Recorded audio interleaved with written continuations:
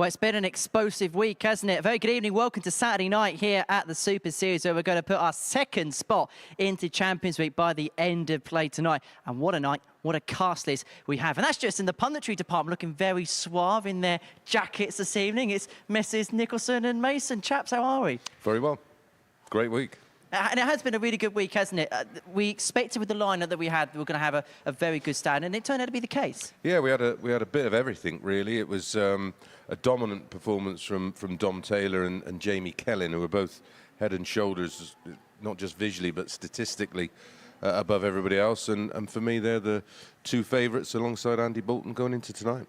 We'll talk about tonight's action in just a second, but this is the second session of the day. And Paul, this afternoon we saw the first ever ADC Women's Championship Tour finals, and it was Dita Hepburn that got over the finish line and picked up the first prize. Yeah, she was ecstatic with winning that title, and so many congratulations go to one of the greatest lady dart players of all time. But Lisa Ashton will be smarting from the fact that she missed 7 darts to beat her, and by 4-0 as well.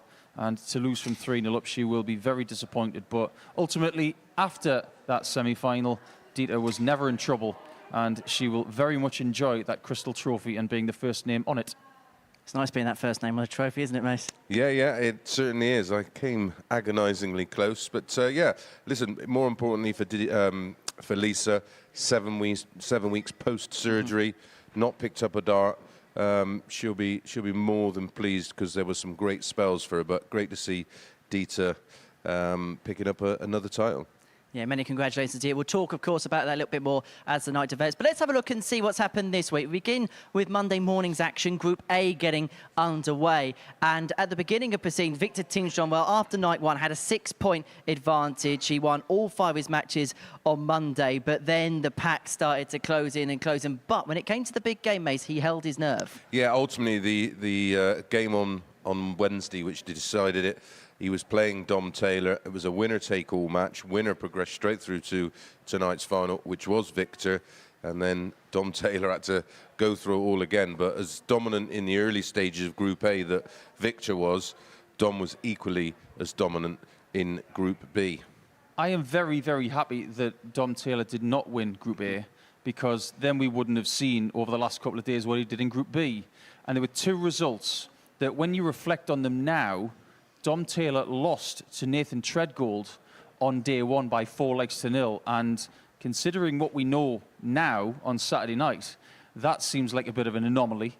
And he also lost 4-0 to Tingström in that shootout game in Game 5 on Wednesday. So had it not been for those 2, we probably wouldn't have seen Dom the last couple of days.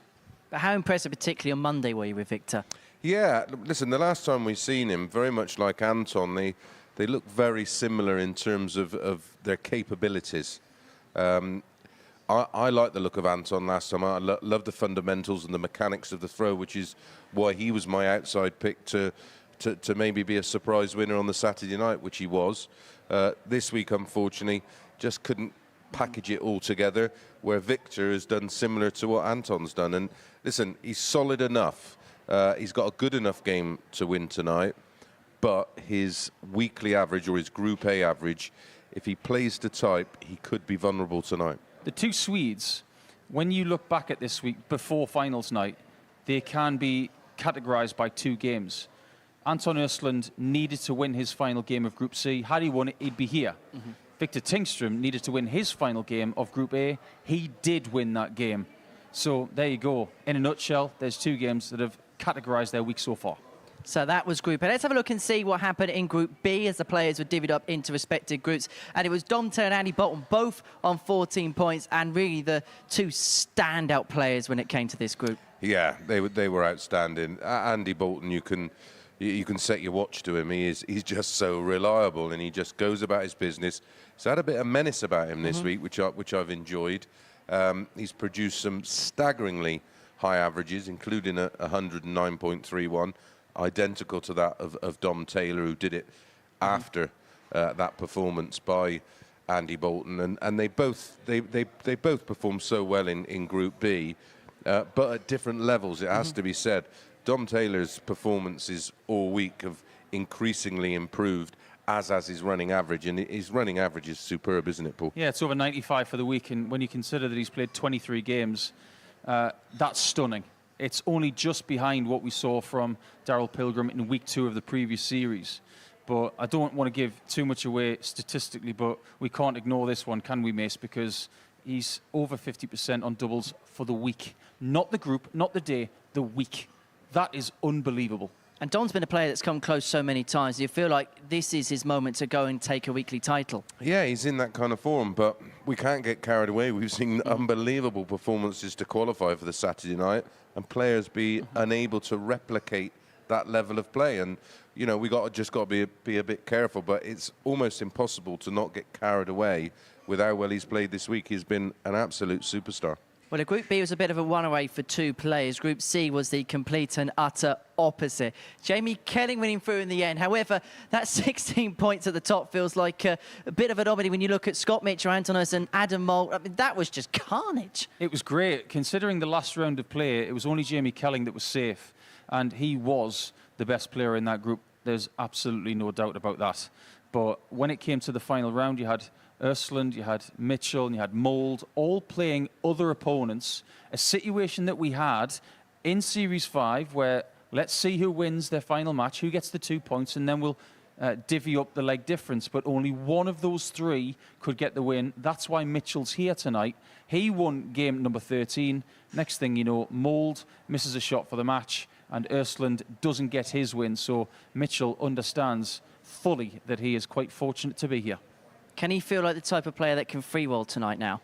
Yeah, we were just having that discussion backstage, and I said, do not be shocked if the real Scott Mitchell turns up and takes the spoils tonight.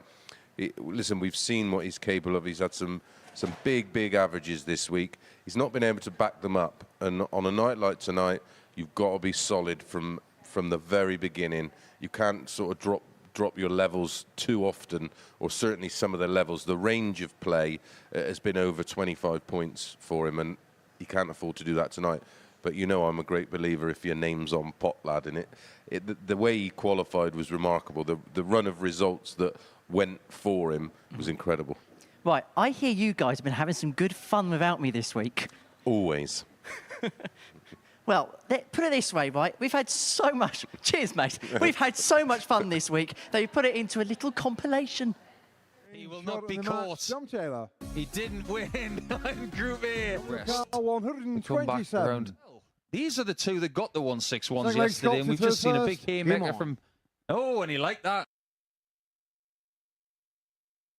Yes. Oh, yes. Been a great week. To be fair, we do that before we meet in the commentary box in the morning, don't we? The old high-five thing. No, we don't, Henry, no. No, I tend to do this. Oh, yeah, Nico. We know where the camera is, but the players do as well. And this is all David Schlichting's fault, because he started this little trend. And maybe before him it was Johnny Clayton on the PDC stage. But, yeah, that camera over there is getting an awful lot of attention these days. It most certainly is. Right, we've had the fun bit. It's now the serious business. It is Saturday night. These are the 6 players that are going to be contesting for the jackpot. Victor Tinchon, Dom Taylor, Andy Bolton, Tommy Morris, Jamie Kelling and Scott Mitchell looking for that 2nd spot in Champions League. And as always, on a Saturday evening, those 6 players, they're going to be split into 2 pools of 3 for our group stage worth of action. They'll play 2 games. The top 2 will go through to the semi-finals, where it's a straight elimination from there. These are the 2 groups in play this evening. And I suppose Group 1 strikes your interest straight when you look at Tingstrom, Mitchell and Bolton. Yeah, both groups have the 2 standout players. The way it's worked out has been perfect for me, because that's, if it was up to me to put them all in different groups, that's probably how I put them, Nico. Yeah, 4 members of Group A from the week as well. And when we talked about the possibility of this earlier in the week, we thought that 4 would make it. They have.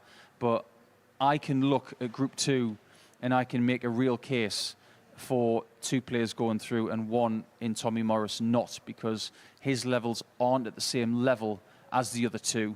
But I think Group 1 is harder to predict.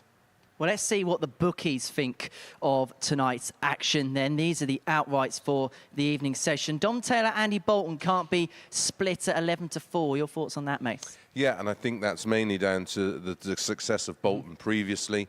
Dom Taylor, they can't ignore the level of play, but they're also thinking about, well, he's not won one yet. But I personally believe tonight's his night. Yeah, I think Andy Bolton might be really hard to stop tonight. You think about what he does when he comes here on a Saturday, And 3 times he has made Saturday in a qualifying week this year, and 3 times he's made the final.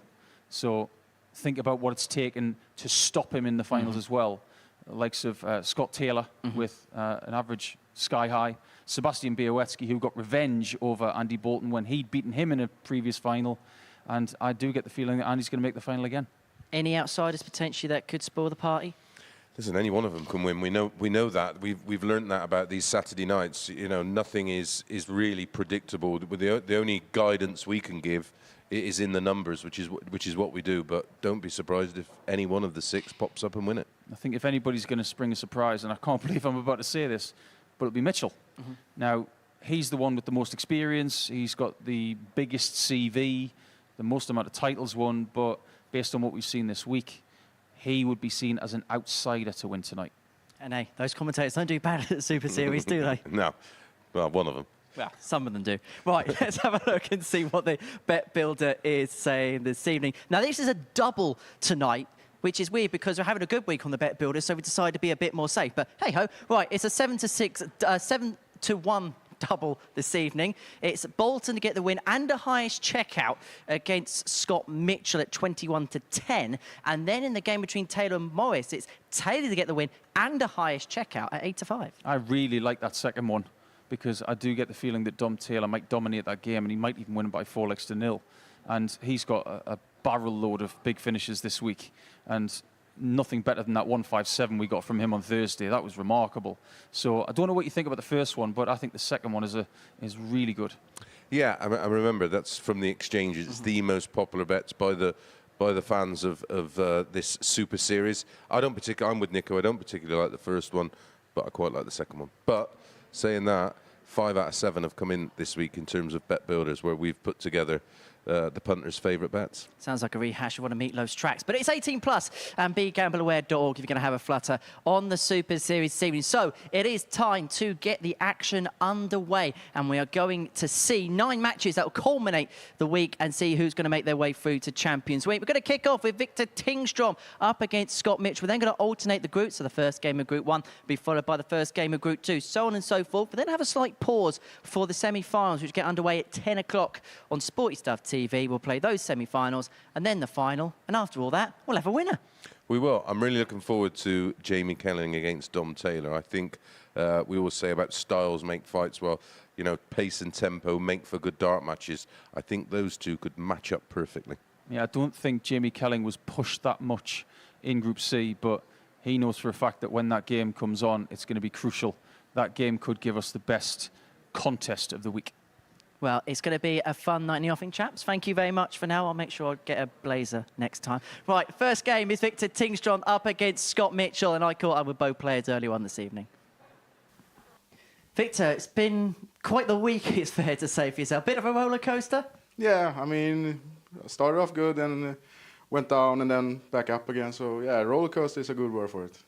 You went into day 2, 6 points in front. What were you thinking when that gap was being reduced and reduced and reduced and people were coming up behind you? Yeah, pure panic. But, I mean, on Tuesday was quite a bad day, but Wednesday I calmed myself down and just thought, if it happens, it happens. I just have to play my game and just have fun. That's the big deal, you know. And it worked out. When you say panic, were you finding yourself almost chasing things at times? Yeah, I mean, being ahead and then just feeling things not going your way, and especially when Dom played like he did, and just, I mean, thinking that I'm going to lose this top spot, you know, and getting through it. I did it with a lot of heart and a lot of panic. Mm-hmm.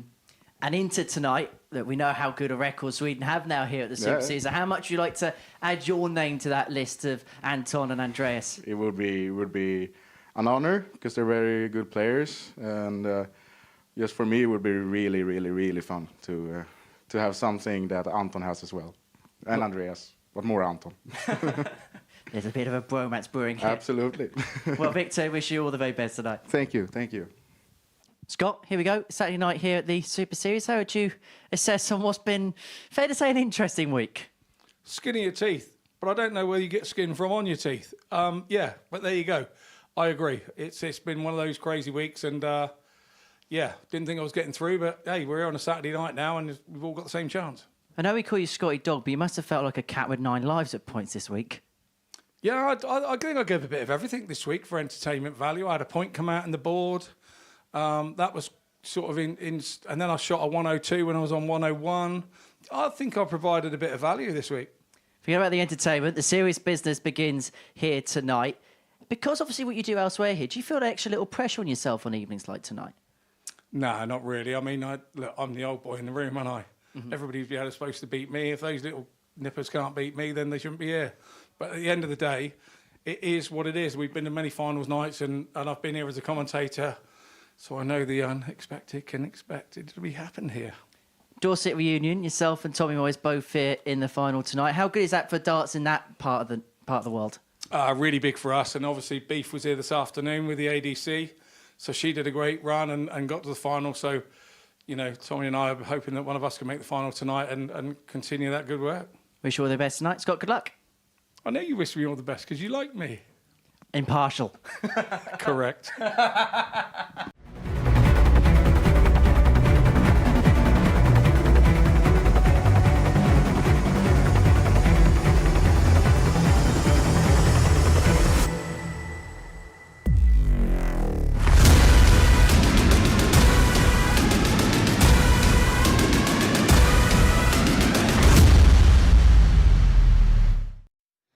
Yeah, Victor Tinstrom looking to make it a hat-trick of Swedish victorious Vikings here at the Super Series. But from the Vikings to, well, a dog. Scotty Dog Mitchell, his opponent in the first game of the evening session. And watching all the action in the commentary box is Paul Nicholson and Chris Mason. Hello, chaps. Thank you, Henry, and welcome to Portsmouth on Saturday night. And you know what that means. It's finals time. Time to welcome back the winner of Group A, which is Victor Tingstrom, who's looking to make it a Swedish treble here this year. But Scott Mitchell has a little hole in his CV. He doesn't have a weekly title here. And if he was to win tonight, he would join one person on the commentator's couch as being a weekly champion and a player in Champions Week. That guy is sitting next to me, looking rather smug at the minute because he's still got nobody on the sofa with him. But I've got to ask you the question, Mace. Are you going to have company tonight? I wouldn't be shocked, Paul. That's for sure. We know what level Mitchell can play at. We've seen it during the years. He had a tour card. And First leg, it's Victor to throw in spells first. this year, he's put in Game some on. great performances. There's our referee for the night, Owen Binks. And we've seen this week with averages of 104 and 103 and a running average for the week, 99. which is over a period of 25 matches. He's averaging in excess of 90. That makes him dangerous. For some reason, it doesn't feel like he's been averaging over 90 because of some of the 55. lower end games he's had. Well, it's the range. We often talk about it, don't we? But he has had some big ones, like you mentioned. I think the first 81. really good point to make in this fixture is that when Victor Tingstrom was put to the test, he delivered. And when he had that eliminator with Dom Taylor on Wednesday afternoon, it was a case 60. of whoever wins the group. Whoever doesn't goes to Group B. And Victor showed up better than any time this week, averaging over 100 and putting maybe the form horse 57. for the week in his place. Yeah, and I'd love to come up with an excuse that he played brilliant and Dom didn't, because Dom put in a very good performance, but it was a 60 dart 4-0 drubbing. 140. Dom averaged 97 and didn't get a leg. So it was a good performance from Victor, and the timing was right on time. And of course, Scott will know all about Victor, having played him 131. 3 times already this week in Group A. Victor winning the first 2 meetings of the week by 4 legs to 3 and 4 legs to 2. But Scott did get one back in the early part of Wednesday 60. by the odd Victor leg. require Love to 133. draw level at 2-2 for the week and get off to a flying start here in Group 1. 2 group games per player, as per usual on Saturday night. Win both your games, you will win the group and have the bullseye, 79. or should I say have the throw in the semi-finals. Now you will get the mistakes here and there from Victor. Scott's got to make sure he's keeping close enough 100. order Victor required and punish 54. any mistake Tingstrom makes this evening. Double top.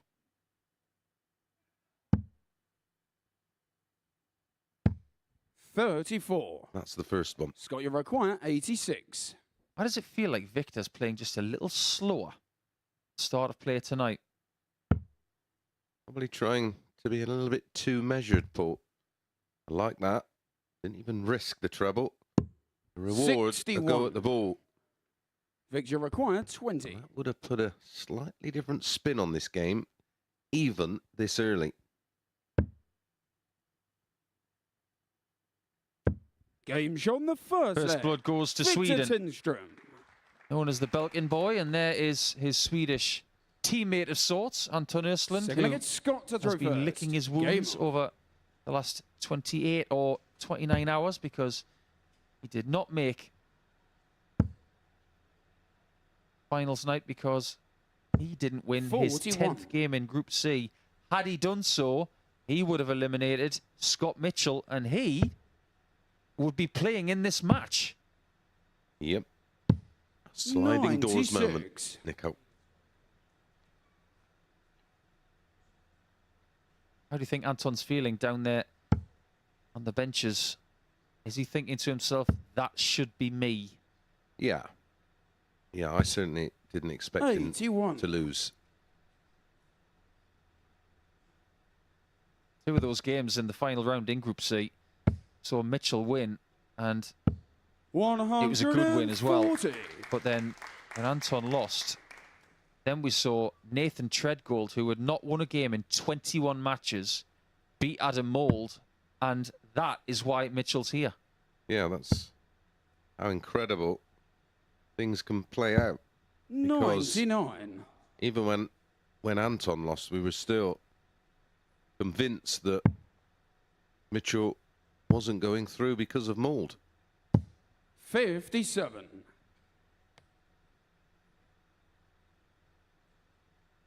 think we're starting to see a little less freedom from these players because they're thinking about, I can win 4 matches tonight, I'll be £5,000 richer.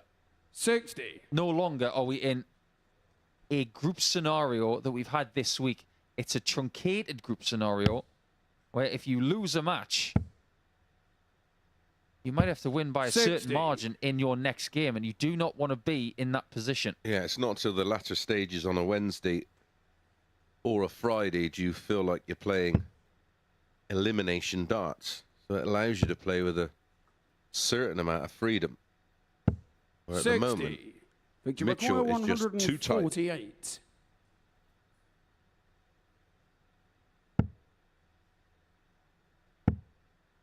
Tingstrom might have the luxury of coming 92. back. Scott, you require However, Mitchell has 160. had some big outs this week, including a 161. Gonna need a big one here. There's one treble. Oh, he tried to crash it in. It was 100. a nice aggressive Victor dart. require 56. 1 from 4 darts at double so far. He can tighten up a little bit. Should be 2-0. 46. But he misses more darts at double. Scott, you And require Mitchell, 60. who is more like a cat than a dog this week. I wonder how many lives he's got left. Just glide it over the top of that one Game and shown the slide it in second just leg. like that for Scott 1-1. Mitchell. I wonder how many people in that crowd there have turned up to see Scott Mitchell. And we are seeing some familiar faces Third from against this Victor to afternoon. throw first. People who have stuck around after watching Game on. Dieter Hedman win the ADC. Another trophy. Oh, yeah. And a nice one too. Heavy. Did look lovely. Yeah, congratulations, Dita. 134. A nice belated birthday present that was for her. She looks incredibly well for 64. Does indeed. He was full of beans, really happy, and I think everybody was in a good mood. She was winning that trophy this afternoon. She stayed behind for a few photos with the people that turned up. Even the ladies that lost were there to give her a round of applause at the end, which was a classy touch. She's massively respected, isn't she, in the darting world. Scott's played in England teams with Dita. 140. But it was Dorset teammate Samantha Curtin that lost in the final.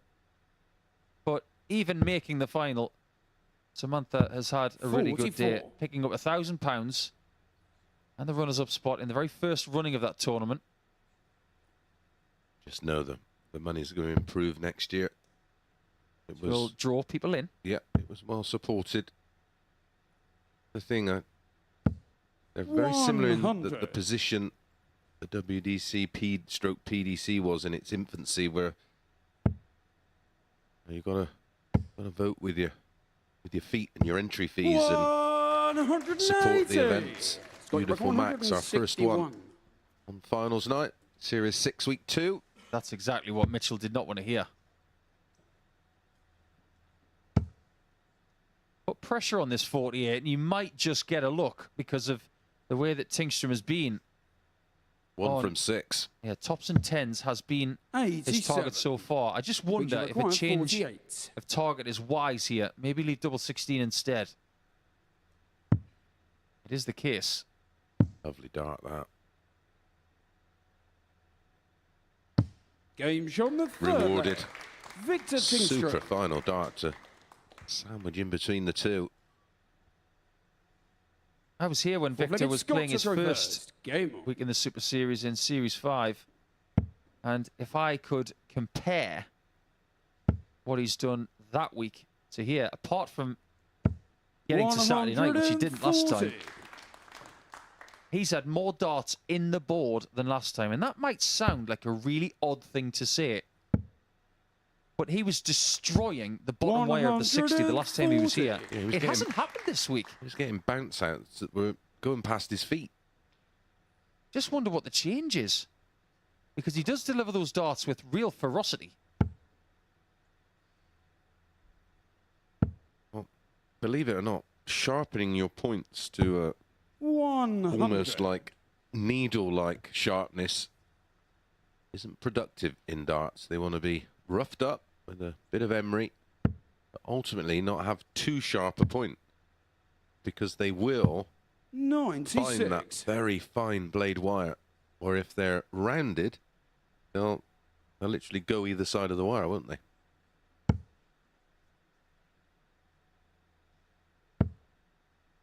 It's good from Mitchell. 140. Being his best scoring visit so far in this match. He's got 4 of them.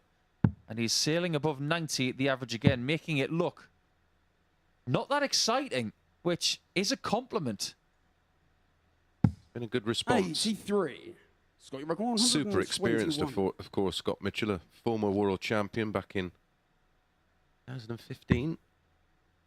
Nearly 9 years ago. Tingstrom's turn to try and put the pressure on. 65. In case Mitchell can't take 56, who has been somewhat unpredictable on his approach shots, because he's been 58. leaving 18s with certain shots, been leaving 16s and tops. I think he's trying to figure out with this new equipment what works best. But sometimes you have to go back to trusty tops. Yeah. Instinct. Long way off that one, Paul. 36. That one wasn't too close either. Victor require 124. And 124 is Victor Tingstrom's personal best finish this week. Is he going to get another? Double 11. Game shot the There you go, 3-1 to the Swede. Victor Tingstrom. Imposing himself in the first match of the evening. and he is constantly looking Looks like over it's Victor to to Anton reversed. Östlund for inspiration. Game on. Well, talk about game-changing moments. And that was it, and it was punished misstarts at doubles for Mitchell. Care for a bit of a laugh, Mace? Because I want to 70. look at Victor's doubling this week. 47 hits from 112 attempts at double. That is 42% for 3 days play. That is genuinely world class. Where does he rank 41. out of all of the finalists in percentage of doubles this week? At 42%. I would say second.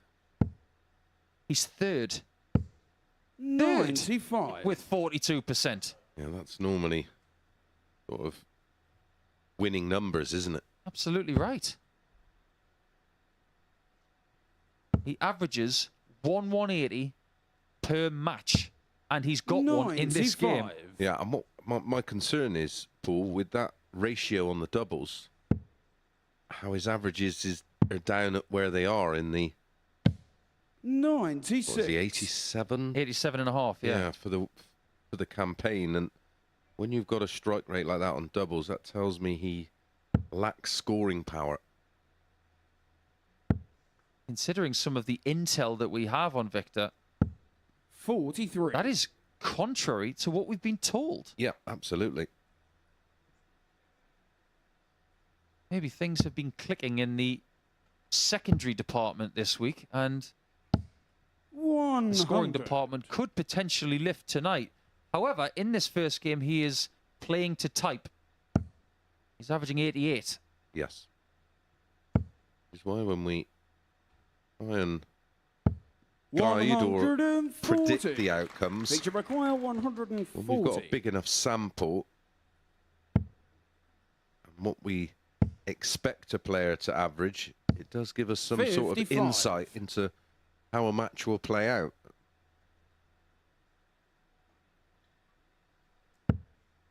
You're averaging mid-80s against a guy who's averaging 87. You're going to leave yourself vulnerable to maybe 42. a moment of Victor require 85. magic, which the 1-2-4 was. 4-1 victory for Victor would be so useful. Double 14. 57. This is too much darts. We know how big got your leg require difference is on 140. a finals night. Win 4-1 in your first game, you can actually lose your next match Yeah. by a couple of legs and still qualify. 60. Give yourself some breathing space if you can, Victor. Hit double 14 this time. You can take it easy for an hour before you play Victor Andy require Bolton, 28. knowing that you'll only need legs to get through to the final four.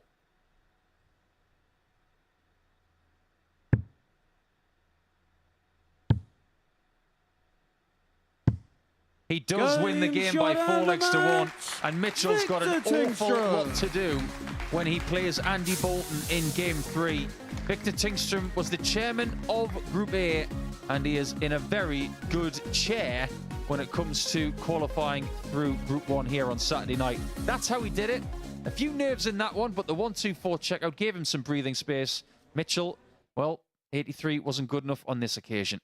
When we come back, it will be Group 2, and Dom Taylor, who's been mightily impressive this week, is taking on Tommy Morris.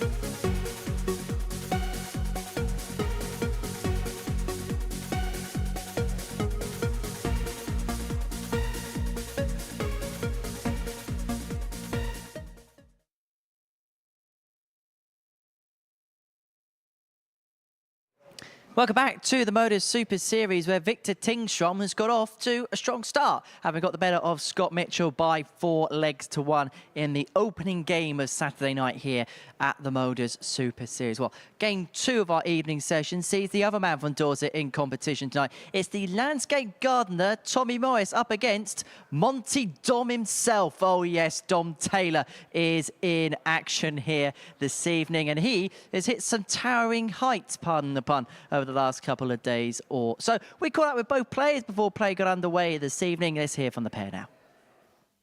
Dom, here we are, Saturday night again here at the Super Series. How would you assess your week overall? Yeah, it's been great. It's been great. Was unlucky Wednesday to not win, but Victor played well in that last game, smashing me 4-0. But I bounced back, come back, and just hopefully keep the same tonight.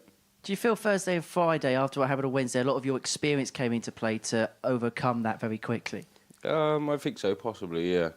I mean, I know what I've been doing the last sort of 6 months. My game's coming into play, and I'm putting everything in, not just on the floor, but on the stage and in the action. We've seen you make Saturday night a fair few times here at the Super Series, but it feels like an occasion where you just seem to keep hitting that post. Yeah, I mean, I always make the step of go that one step further, and it was the runner-up last time, so that's all I'm saying. How much would a Champions Week appearance mean to you? I mean, it'd be great, absolutely fantastic. So just, I don't like to get too carried away, so just go with the moment. If it happens, it happens. Well, we'll let you be in the moment and wish you all the very best tonight. Good luck, Tom. Cheers, H, thank you. Tommy, welcome back to Saturday here at the Super Series. Just to assess your Group P performances if you can. Oh, to be fair, the lads were really, really good. It was a good bunch of us, and to be fair, I got quite lucky, in all fairness, to scrape through. Because obviously I've never played the Group B before, and it was a bit of a toll on me, but I managed to sort of pull through, a bit lucky, but yeah, I got there. You look like you enjoyed yourself. Does that settled nature maybe bring the best of your darts out? I think with the lads this week, out of all the weeks that I've been here, I was really comfortable with them, and just being around them and playing in a good group made me sort of chill out a little bit, and I knew I had to sort of be alive and awake being at this sort of time, so I've never done it. So, but yeah, it's a bit different. I'm glad I pulled through again. Through again, Yeah, into yeah. Saturday again. As you know, tough room in there, but It is, you yeah. must fancy your chances tonight, the way you've been playing. I've been playing great. I mean, yesterday I didn't really perform the well as I could, but the first day sort of left me in the mix, so I knew I didn't have to do too much if the first 2 results went my way. So, yeah, it's going there. It's getting there. You're not the only Dorset man I in the know. room this evening. I Mr. know. Mitchell's there, but you're Dorset's #1, aren't you? Well, according to him, yeah, it's one of them, innit? But he's at the other end, so hopefully we get to meet in the later stages. It'd be nice to play him. Just finally, need to mention something that happened last night. You and Mr. Taylor had a little bit of, shall we say, a bit of fun in front of the camera? We did, yeah. Towards the end, I knew I was through, so I thought, come on, Dom, we got to do it. And I let Chris know, and we thought, let's have a go at it. We got to do it. And to be fair, I wasn't really worried about winning because I knew it was like a bit of a relaxed game. So we just had a laugh. It's got to have fun, isn't you? It's lovely being here, so why not do it? It's just a shame we couldn't get Paul Hinks involved. I know. But Tommy, wish you all the very best tonight. Thanks, Good Henry. luck. Cheers, mate.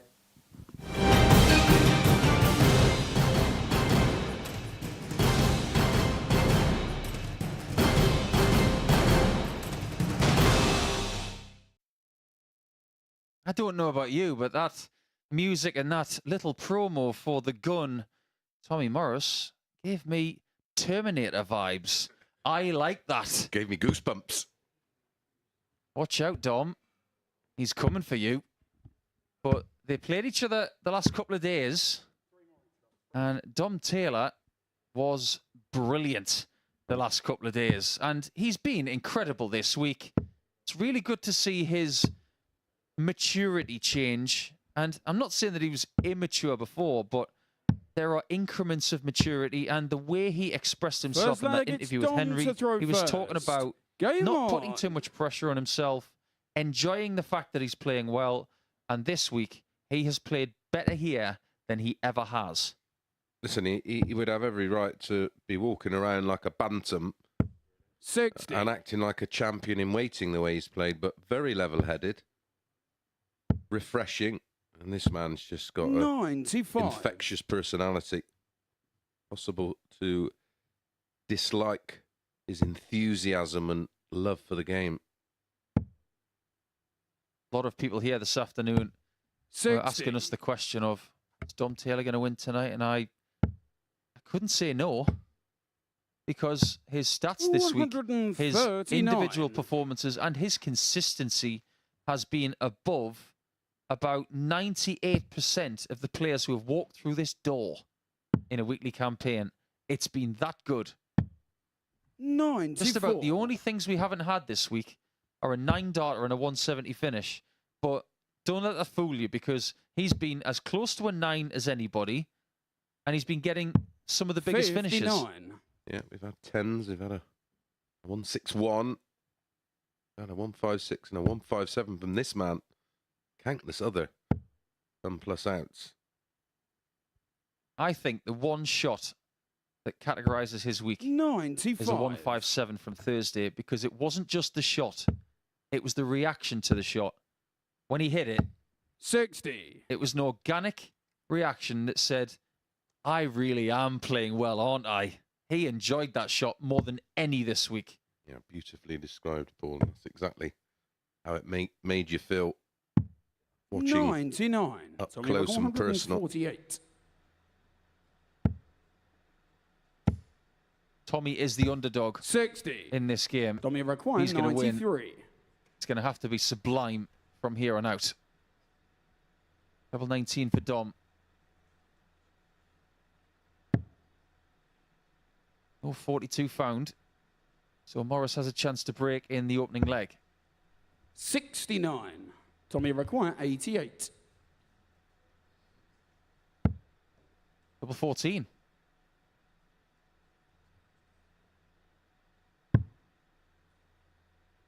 Superb guide. 74. But not found. Tommy require 24. only by thickness of a wire. There was a little noise when that third dart went in. He flicked the flight, Game shown the first leg. but not enough. Dom Taylor. So Dom does survive that first leg and keeps the advantage of throw in this game intact. Second leg, it's Tommy to throw first. Dom Game will play in game 2 and also in game 6, where he will play the other member of this group, Jamie Kelling, 140. who has also been excellent this week, playing arguably his best weekly campaign. But Jamie Kelling is a weekly winner. Dom has yet to get to the end of the rainbow with his fingerprints on the trophy yet. 180. I love the way you said yet. Yeah, that's the best version of 30. Jamie Kelling I've seen. They're very similar people. Tall, lanky, good technicians.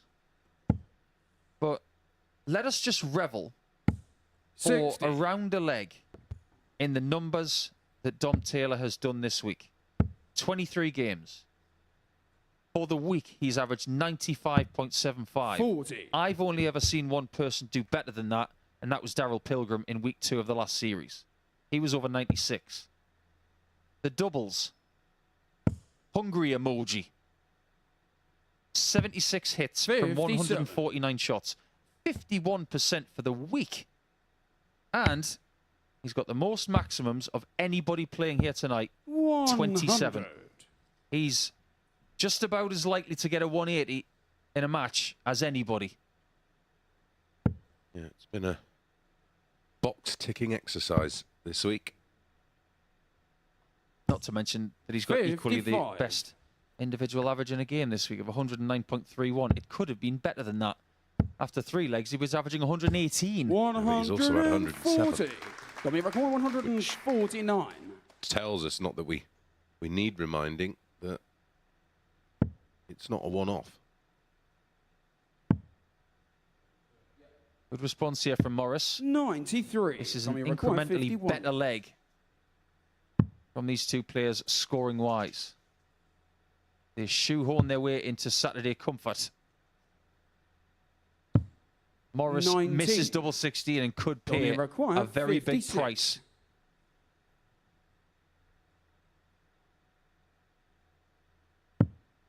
Double top for Dom.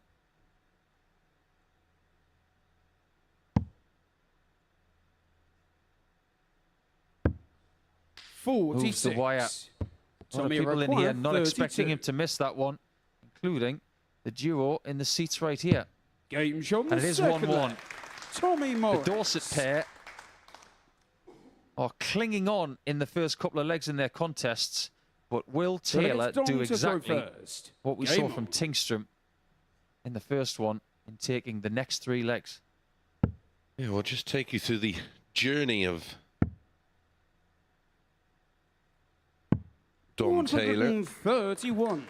Started with a 91.38.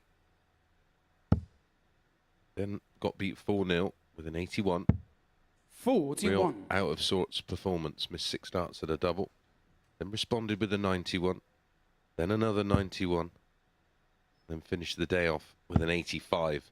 That, incredibly, was his worst day of the week. Tuesday. Kicked off with a 91.09. Then a 98.61. Then a 95.63. Then a 95.43. Then finished the day off with a 96.98. Just staggering numbers. And there is his second maximum of this match. And then Wednesday, 102.12. 97.54. 180. Dom, you're right. 50. Then a 93.94. Then a 109.31. And a 97.42. And an 11 dart. My word. Just when Morris is getting back into the match, Dom Taylor goes up. It's Tommy not just a few floors in the tower, close to the penthouse, because that is the 3rd best leg you can have. 134. He's had a lot of legs like that this week. That's why his averages have been so high. But after all of the averages that you've heard from Chris Mason there, they are just so good. And that's a 3rd maximum. 180. He's dipping his bread in the 180 pool a bit more often than he has in most games this week. If that starts to click, maybe nobody will stop him. But he's played 23 games this week. He has only averaged under 90 3 times. Consistency personified. 140. Morris digging his heels in. What has Morris got to do to beat Taylor when that first start has been planted right there? That, for me, has been the strongest element of his game this week, of which there have been plenty of things going right. But that first start has been outrageously good. Yeah, Thursday night, 107. 130. 100.5. 95.11 and a 95.7. It's just littered. His campaign this week is just littered with big, big numbers. Bullseye. 96. Line was perfect. Yeah. Tommy required 52. But this could be a very good game if Morris hits this tops. He feels he needs to, and I agree. 32. Tommy required 25. Frustration was a great opportunity. They've both been given opportunities. Tommy in leg 1. Dom in leg 2. Tommy, leg 4. 13. Plenty of Tommy opportunities to get a required 3-1 lead. The 3 of them in this leg. Morris has had trouble on double 10 this week. But he finds it this time for 2-2. Tommy Morris. This is going to be a real test for the resolve of Taylor. Fifth leg, it's And Dom to mentally throw tonight, first. Game it's one of, yes, I'm playing brilliantly, but I haven't done it on a Saturday night yet. Got to remain resolute. He wants to get that elusive weekly title and an invitation to Champions Week. 140.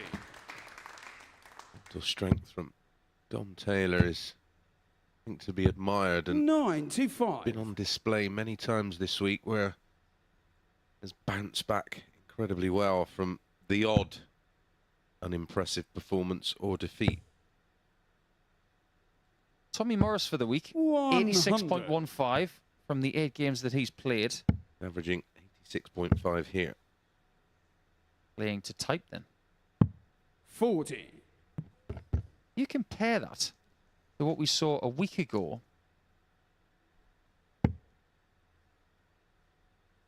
That would have put him in one of the strongest positions. It's amazing what happens in a week. 91. And if I may divert for just 10 or 15 seconds, Thibaut Tricol a week ago had a disgusting start to his group. 85. And I say that, You hand on require heart, it was 170. disgusting.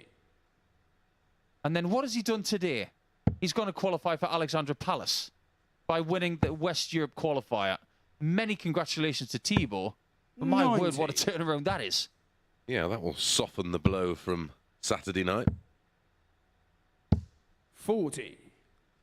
Domi require And 80. the big bonus is for John Scott, who steps in as his replacement at the Lakeside. And Thibaut's made a bit of history today, becoming the first French player to qualify for Alexandra Palace, ahead of Jacques Larbe. Tom Taylor 60. will be back for double 10, but is he missing too many darts at double? Is he giving Tommy Morris too many opportunities? 85. He's allowed to have 2 bites in this Domi leg, require 20. but he must start putting him away a bit cleaner.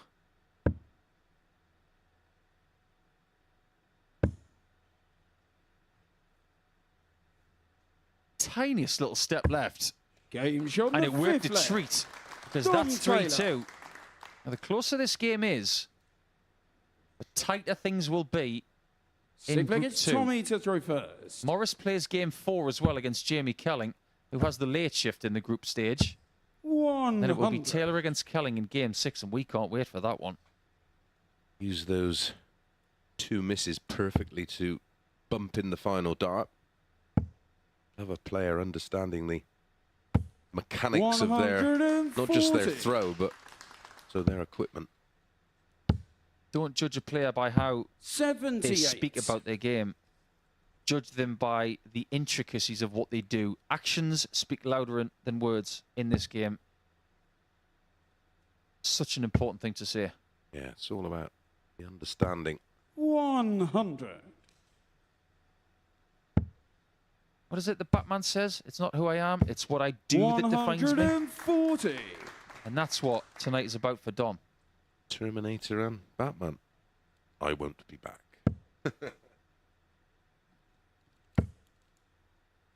Tell you who will be back next week. The champ, 97. Jim McEwen. Chucky's back. Imagine he's already on his way down. 80.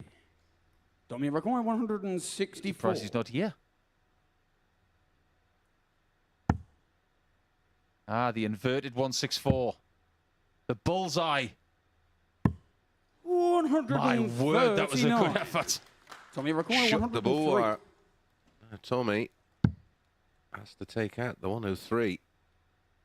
The finish achieved by Dom Taylor this week. 2 12s. Stay in the game. 91. He's had chances. He's had 10 Tommy darts at require double in this 25. game. Hit only 2 of them. That is the tail of the tape in this contest. Dom's had the darts. Can he put the gun on the rack? Yes. Game shot. What a and great the assist match. that was from Dart Dom 2. And Tommy Taylor. Morris has got an awful lot to do when he plays against Jamie Kelling in game number 4 of tonight. Dom Taylor doing Dom Taylor things. In fact, that's down by over 2 points on his average for the week. But yet again, he's just looking good.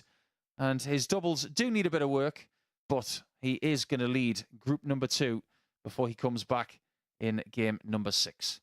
So when we go to game number 2 in Group 1, it will be Scott Mitchell looking for a victory. He needs one against Andy Bolton.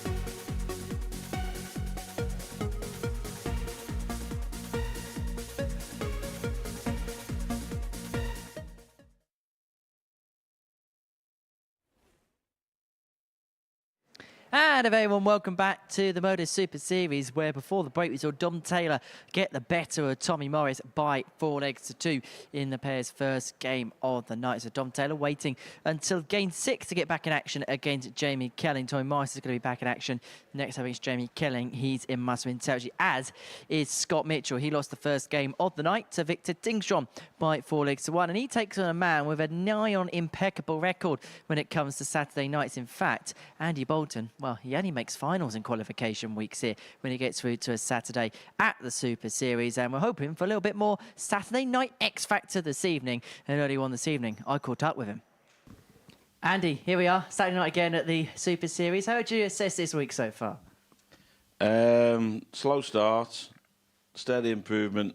Definitely got better as the week's gone on. My doubles at the start of the week, I think, was a weak point. Went away a little bit, worked on it, and yeah, I think I'm coming good, hopefully at the right time. Peaking at the right time, back at a Saturday night, and this is kind of the type of part of the week where we see the best part of you, isn't it, by and large? Yeah, I'm a tight, what's the word? Yeah, I'm careful with my money, so it's money night, isn't it? So, yeah, I mean, the whole week builds up to this, you know. When we play in Group A, nobody goes home on a Wednesday. The important dart, obviously, to try and qualify for Saturday night, and then, yeah, hopefully, if the week keeps going like it has done and everything goes well, then yeah, you peak at the right time. That's what it's all about, I think. Your record on a Saturday night is absolutely exemplary, so you must walk in on an evening like this brimming with confidence. Yeah, look, this game, I've said it before, I think it's just all about self-belief, and yeah, I've got a lot of that. And if somebody comes along and plays really well and beats me, then I'll shake their hand and say well done. But if they don't, then Andy picks up the check on Saturday night. And if so, is there a juicy little wiggle in there? Oh, there's plenty of juicy wiggles. I've got to be a bit careful now. They start like meeting in the middle. So yeah. No, but yeah, hey, it just, I don't know what it is. It's just a natural movement for an. What's the word? Like when you've got a dancing body, it's just something that I don't know what I'm saying now, do I, Henry? Well, we appreciate the mental image and we appreciate your time. Wish you all the very best. Good luck, Thank you Andy. very much. Cheers, Henry. Thank you.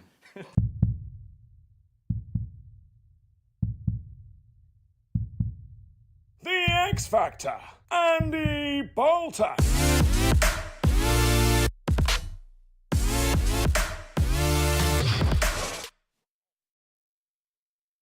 Well, there you go. Andy Bolton. Well, he's going to have a chance to put Scott Mitchell out here in game number 3. These two have been following each other around in their careers and for a portion of this week as well, because they did play 3 games in Group A. It's time for Mitchell to find what he needs, because if he loses this one, Bolton will be through with a game to spare. Even when Andy has not got the darts in this game, I fancy, based on form this week, he will be the favourite, because he has been operating at a very, very good level, especially in the last 2 days. Correct, Nico. He is the 8-11 favourite before the off this evening. It wouldn't surprise me after the opening match from Mitchell if that hasn't shortened a tad. Mitchell's even money. But not only will Bolton take himself through to the semi-finals with a win here, Game takes on. Tingstrom with him. There has been horrendous today, which reminds me of the funny moment when we came up with Storm Ting. The Tingstrom. 100. It really has been atrocious, hasn't it? Great darts weather. I like to put Yeah. it. Get indoors, keep warm, watch some darts.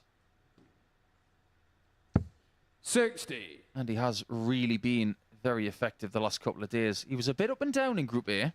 He had a few matches that he was not pleased with. There was still some great stuff in there, don't get me wrong, particularly on Wednesday. But I think the way he was able to lift his 140. performance just to get into Group B needs a bit of recognition, because he could have easily slid into the bottom 3. He didn't. And then a It's almost as if he opened the shoulders 100. and found his true form over the last couple of nights. Don't forget just how good he is when he plays on Saturday night. The worst he has done on a Saturday night in a qualifying week is the final. So he knows how to get out of the group, and he knows how to win a semi-final because he's won them all that he's played. Yeah, only dropped the one game in Group B, and that was to Dom Taylor, and he avenged that on the Friday night, of course. But yeah, averages Thursday 97, 104, 86. Friday 93. It's just littered with quality. Andy has not played the most games of the week. That title belongs to Scott Mitchell coming into Saturday night. So 23 games played, and Andy's had 200 darts at double. 140. It's got your record. He's hit 76. 78 of them. That is very good.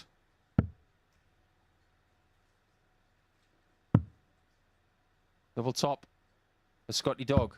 Game shown the first Excellent leg. start.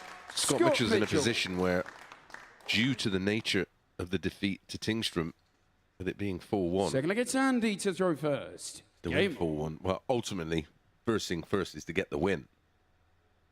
But to put himself in a stronger position, he needs to win big. Yeah, 4-0 victory would qualify him 41. for the semi-finals. Yep. Quite simple. It's the magical formula. Get to 2 points and positive leg difference after 2 games. You are in. Just can't foresee 60. that result, though, considering Andy has beaten Scott this week 3 times identically. 4 legs to 1 every time. However, that was Monday, Tuesday, Wednesday. This is Saturday. 57. Experience tells us, Nico, everything changes on a Saturday night, except Tom Taylor winning this week. We're actually playing that song on the stage this afternoon for the ladies. 137. Everything changes but you by Take That. Apologies to the ladies for that. I'll look into that one for you. 100. That's actually professional referee Hugh Ware's walk-on song. Everything changes but Hugh. Hey, referees have walk-ons. They do. They're superstars these days.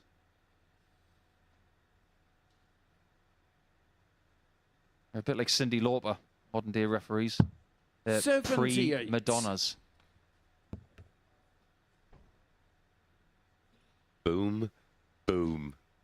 Can he hear you, Nico? Has he's got his ears in? He wasn't very happy with what I just said. It's all right, Grimy. We really love you. 59. He's a tremendous referee, though. It's our Owen. Now, the last couple of years with the experience he's gained, he's done. Well, he's probably refereed as many matches as any referee, I'd say. Yeah, the likes of Paul Hinks, who's done 96. all of this week. Owen's in the hot seat tonight. Charlie Costa-Fiend. Jack Garwood. Well, they're doing 104 matches. 140. We did actually have Scotty a new McGuire, referee this afternoon for 130. the ladies' tournament. Yep. Simon Rimington's actually in the crowd tonight, surveying the action. Did you name him Rimmer? Yep, it is a nickname that's already associated with him. He actually went to university with somebody called 82. Gary Charles. And they There require he is. 104. Looks like he's sitting with Dave Portnoy, who does the pizza reviews on YouTube. We have had TikTok celebrities, whatever they are here, haven't we? Or Game shot the social second media leg. celebrities, Andy influencers, I think Bolton. they're called. That's a really good leg from Andy, isn't it? Gonna 18 get darts, Scott to throw first. but finishes it with Game on. a ton plus checkout. And we've had plenty of those this week. In fact, I think if you take all of the individual efforts out of our mouths and we talk about a collective effort, I think the ton plus checkouts is the most impressive thing of the week. 125.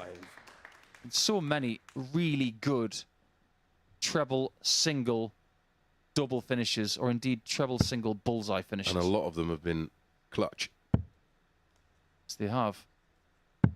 44. How many ton plus finishes did we have over the 5 days? Lots. I'll tell you what we did have. 13 ton plus averages. Some weeks you don't have any coming into Saturday. This week, 60. 13. Last week, I think it was 3. Props to the players. It has been a very enjoyable week. Anton Östlund, who was in the crowd tonight supporting Victor Tingström, the other participant in this group, his highest average of this week was over 101 in defeat. Tough school, Nico. Yeah, story told right there.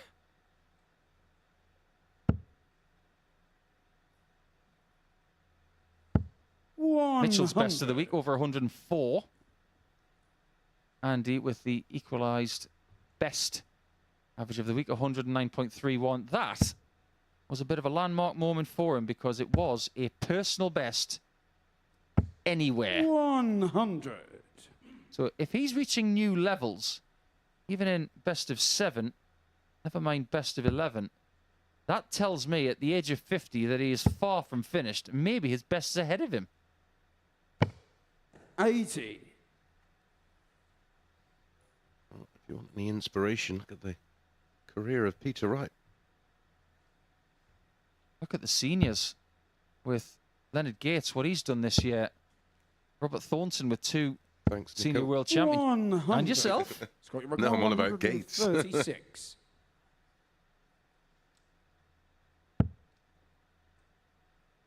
Bolton's on one. Another treble single to double combination here. It would be a game changer. He does need a breakthrough in this contest. 117. He's taken out a 104. He trumped that with a 117. Very close to the 60. You could see the reaction, but he wants tops. 77. Wirebender. Just for a microsecond, he thought that was good. Then he peers over his own first star flight and it's not there, but that one is. Scott Mitchell. He's been squeaking through games and groups this week. Is he going to do it again here on Saturday night? Averaging 84.89, and if he'd have been anywhere near that in his opening game, he'd have a different scenario on his hands.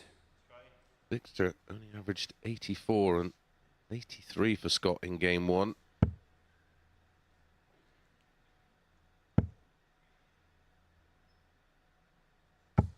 $140. Interesting to hear from Andy and his psychology on the sport, and he's right. It's all about self-belief. Nobody else is going to help you. Can't take your family or your caddy up there, that's for sure.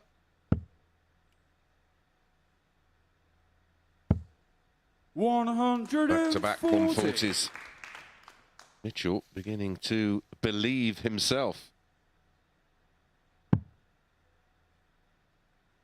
Don't forget, if Mitchell wins, 99. 4 legs to 1. You know what I'm going to say next? Stop it, Nico. Maybe I shouldn't say it. Shall I say it? Yeah. May have new viewers. 9 dart shootout is still possible 100. because Tingström won 4-1. If Mitchell wins 4-1 and then Bolton beats Victor 4-1, 9 dart shootout to see who comes through the group. And we haven't had one for over a year. 100. Scott, you require 121. We are due one. But are we going to get a 1-2-1? If Andy hits that 104, 57. we aren't going to get one. And he knows how to do it. 104. Already taken that out in this match.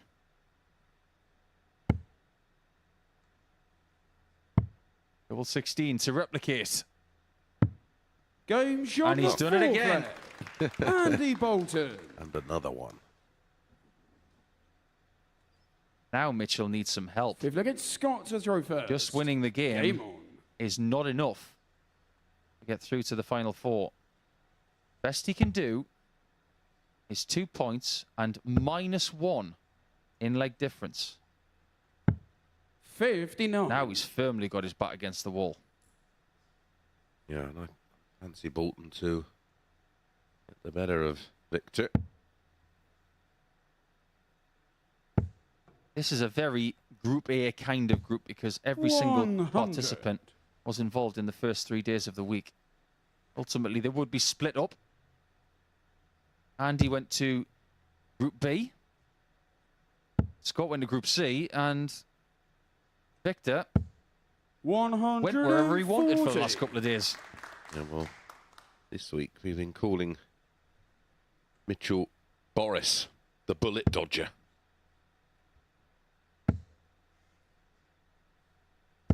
I was actually watching that movie this afternoon while I was doing my research. Follows me around, that character. Fabulously played. 60. Fabulous movie.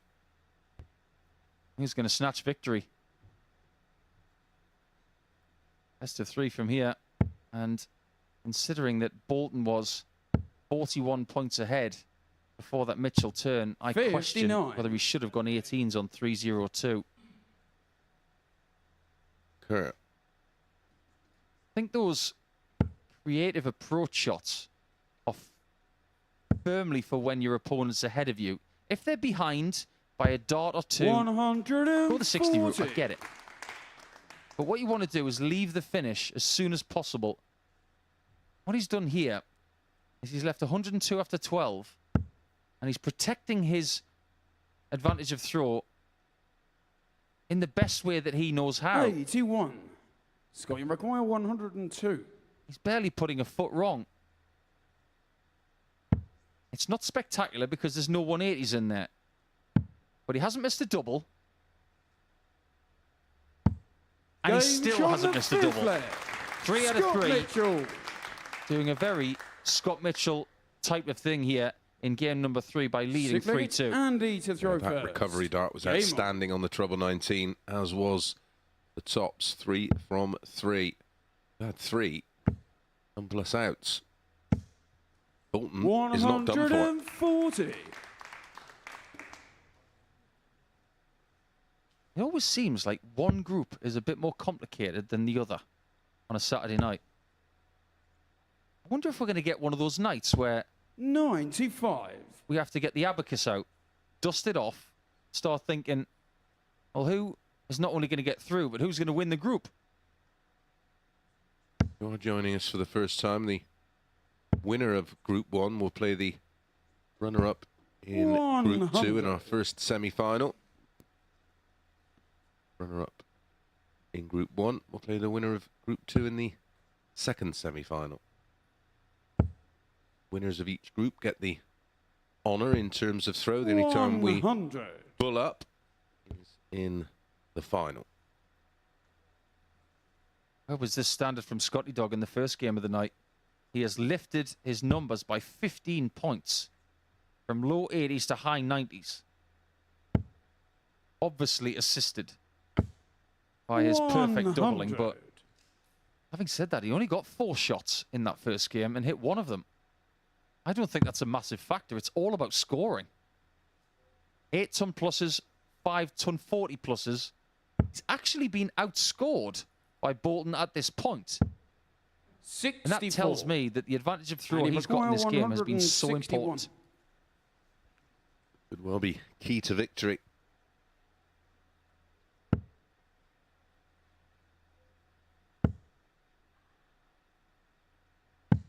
Could be just like that movie which starred Sly Stallone, Bobby Moore, the late great Bobby Charlton, and Pele, Escape to Victory. 140. I'd love to see Scott Mitchell try a And he bicycle requires kick. 64. But he's left 102, which he has already hit. Asking the question of Bolton. Game He has show the the answer. sick fay. 14 Andy data. Bolton. The doubling has been outstanding from both. 7th and final leg. It's There's your Scots proof. through first. But the most Game important on. thing now is that if Mitchell loses this leg, he is the first person gone from Saturday night. This is how you deflect that. 180. No deflection. Dart 3 slammed in the lipstick.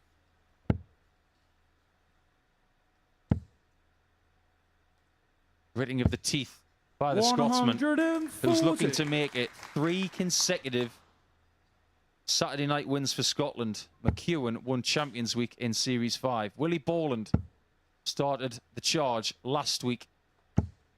140. We held our breath to see it was in. It wasn't. I think But he it's thought it was in. Still wonderful.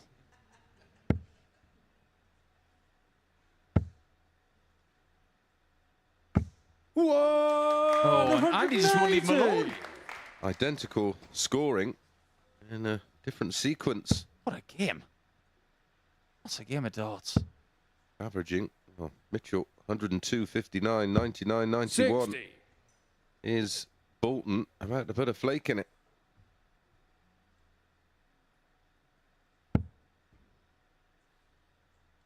Menacing look on his face. Clever. 105. Very. Takes the Scotty bullseye Maguire, out of play 121. if he gets a look at 76. Mitchell trying to make the bull part of the play. And because it isn't, he might be limited 57. to 3 darts at double in this And he match, requires which would mean 76. Bolton wins. Had he hit it, we'd have had to put a picture of a bulldog up. 1 dart for the match. 36. He's bent the wire of tops again. Scotty requires 64. This is huge. But it may still not be good enough to qualify. But he must ask the question. Game Wow, shot and the what a dart match. of tops that is. Scott Take a Mitchell. picture of it. Hang it in any museum that you choose. That was brilliant from Mitchell. One of his best performances of the week. 98.79 the average. And he was perfect on the outer ring, as you can see. 4 out of 4 against a Bolton that really turned up. We will talk about the intricacies of Group 1 when we come back in game number 5. But for now, we'll take a timeout and we'll look at Group 2 as Tommy Morris looks to survive against Jamie Kelling, the last person to play their first game tonight.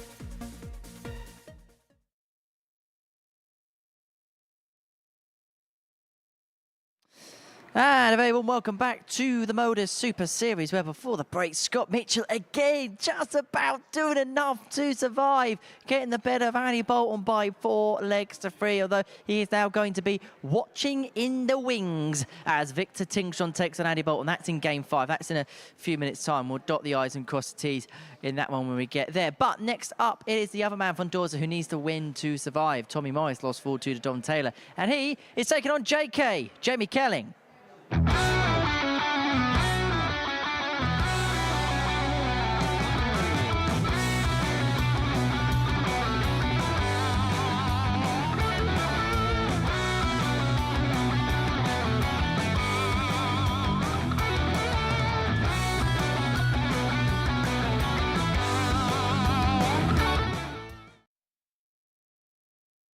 Thank you for joining us once again. Mace and I have just been looking through the permutations for group number 1. It's very simple. You might not think it is, but it is. I can tell you that we've already got a semi-finalist in Victor Tingstrom. Because of the margin of victory there for Scott Mitchell, it means that we do have a Swede in the final 4. So many congratulations to Victor for accomplishing that mission with a game to spare. But now we welcome Jamie Kelling back to the stage. A stage that he's won on before. But it's now time for Tommy to find the ammunition, because if he doesn't, losing this game means 60. He is gone. Yep, Jamie Kelling, a win here for him. He not only takes himself through to the semi-finals, he will take Dom Taylor with him. Make their 57. Game, well, basically, for bragging rights and to top the table. 100. These two have been playing in different groups this week, so a first meeting of week 2 of Series 6. Jamie winning Group C, and Tommy 43. Morris third in Group B. They're playing 8 games, but the 10 matches we saw from JK, 100. It's the best I've seen him play on this stage, and in fact, I think it's the best I've seen him play anywhere on a consistent basis over a couple of days. 92.5 average, 47% on the doubles, and that's not even the best of the week. 59. Ton plus averages, he had a couple of those, and he is Mr. 180 of the week, averaging 1.2 180s per match. That's 60. Better than anybody.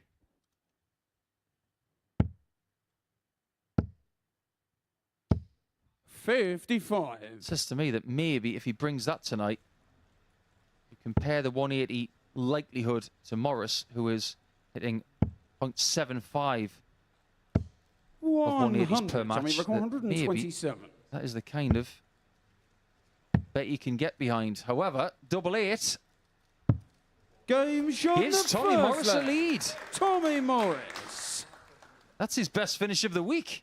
Great time to find it. Second against Jamie. Please remember, everybody, if you are having a bet tonight, please gamble responsibly, over 18s only, and begambleaware.org for all of the information that you need on that. 140.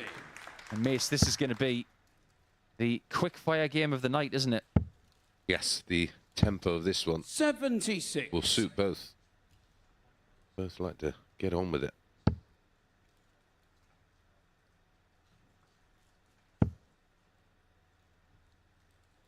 Situation in this group is 57. Fairly simple if Jamie wins, like Mace mentioned, but if we get a Tommy win by certain margins, 100. Things could get very complex. Lost his first game by 4 legs to 2 to Dom Taylor. That means 96. If Tommy wins by 4 legs to 1, he would be through. 85. But Dom and Jamie later.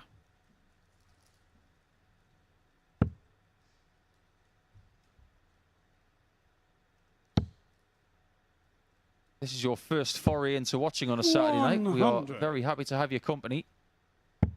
See those bright yellow flights of Jamie Kelling? Because his nickname is the Yellow Submarine. 108. Don't ask me why. I was just about to. 50. Tommy McCoy, 140. Not going to take a bigger shot out than the first leg. 55. Jamie required 58. Jamie might get himself in this match. Missed a single. That's uncharacteristic. Just gets the other one. 38. And can't put it right. So Morris has got a Jamie chance to double required the lead. 85. 5 for 2 zip.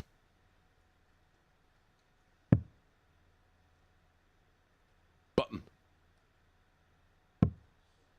37. Listen to Jamie required Mace. He 20. said bullseye.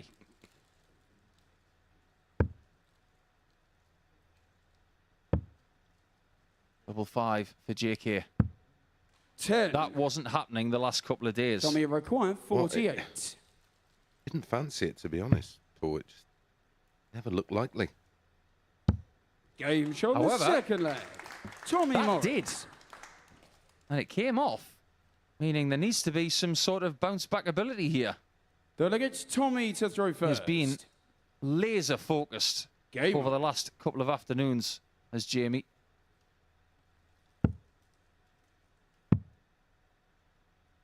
But he does know that even if he loses this 42. game, he will still have a good chance of getting through. However, last thing you want to do is lose your first game heavily. 11. Well, if you lose 4-0, in a world of trouble. 58.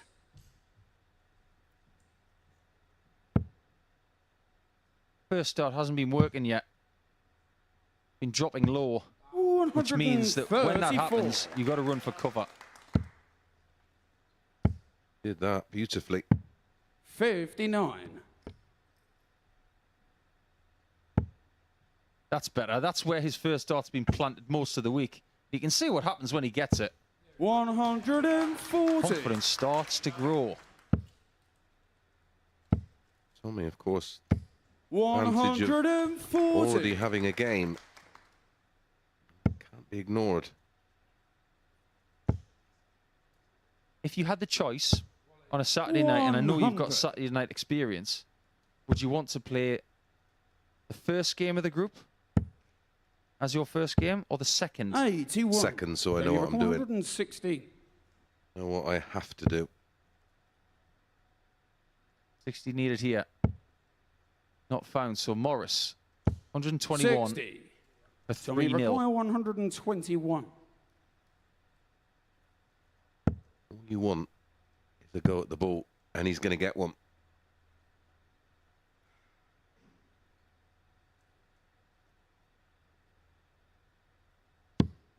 Good 81. miss. Yeah, Jamie and he's required left tops just in 56. case. And it's none from 4 on the doubles for Jamie, and that was too close for comfort, Paul. Game shot on the But that third one's leg. in. Jamie Kelly. He's got support here tonight. Seeing a certain Luke Getty is in the crowd Delegates tonight. Jamie Yep, to throw first. seen him a bit earlier. Game on.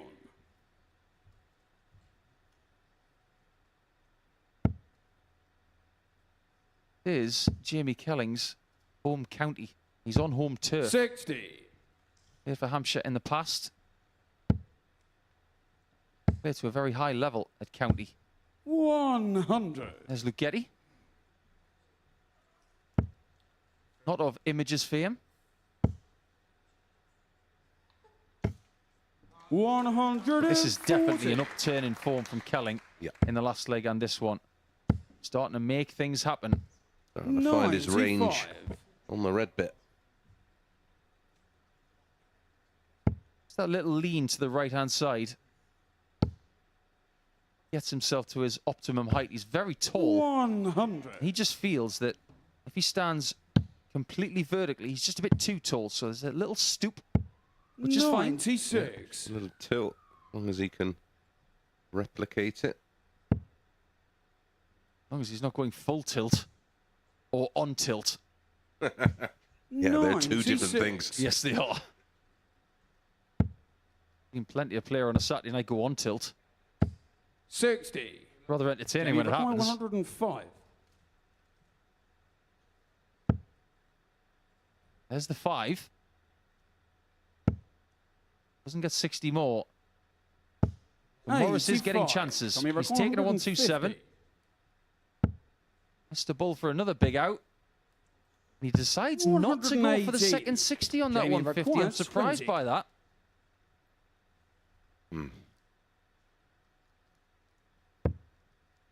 Way off. Into the Game shot of fives. foreplay. Levels Jamie things up. Kelly. Struck a pause there, didn't he? Hits the fives and stays very Like it's still. Tommy to throw Yeah, just first. showing the full extension. This could be classified as Jamie's ugliest match of the week 81. so far, but sometimes, a bit like your football team, Jamie, you've got to win ugly. Yep. He is a big Manchester United fan. 140. Well, he likes the red bit.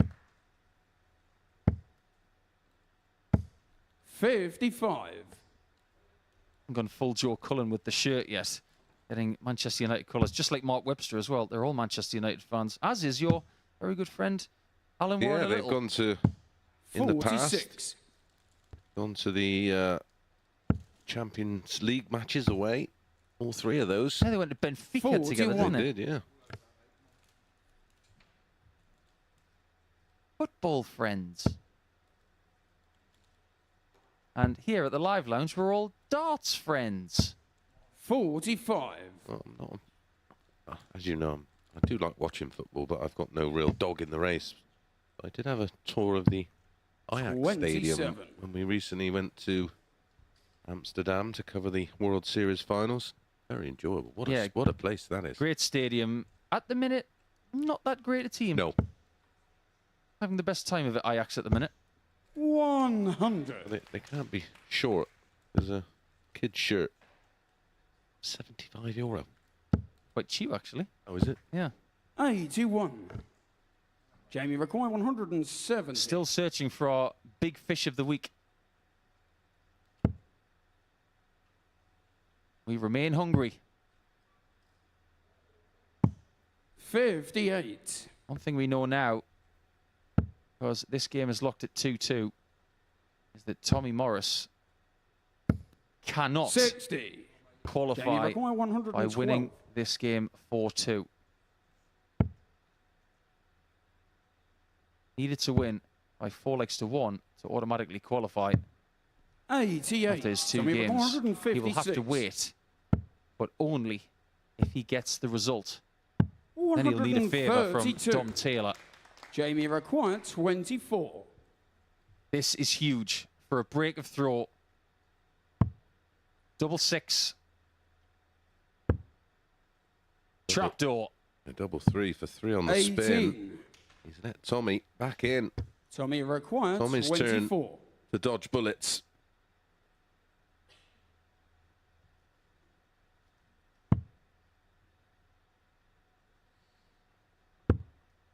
Double three for Tommy. Tommy's turn to be in the trapdoor. No score. Wrong bed. Jamie Performs a requires Goldilocks. 6.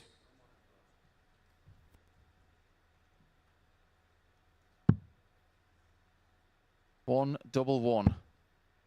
That is a great single Game and a shot of perfect 50. double. It doesn't matter how Jamie you do Kelly. it as long as you get there. That is probably the most advantageous single it's I've Jamie seen to this throw week first. because it Game means on. that the flight and stem was out of the way and he didn't have to move for that double one shot. It grazed the wire in between the 1 and the 20, of course. If you'd gone the other side, it was a bust. A good fortune, 100. Jamie Kelling. Been a long time, you know, miss, since Jamie won a week here. I say that loosely because there are people who haven't won a week, but it was Series 2, Week 5. 58. Wowzers. I didn't think it was that long ago Doesn't feel- until I checked it earlier today. Yeah, it doesn't feel like that long ago. And 180. still fighting Tommy Morris. Didn't he love that one? Has anybody walked that stage quicker than Tommy when he's in this kind of mood? 125. Like he's playing in fast forward. Benny Hill. 100. Going into Darren Webster mode. About the same size.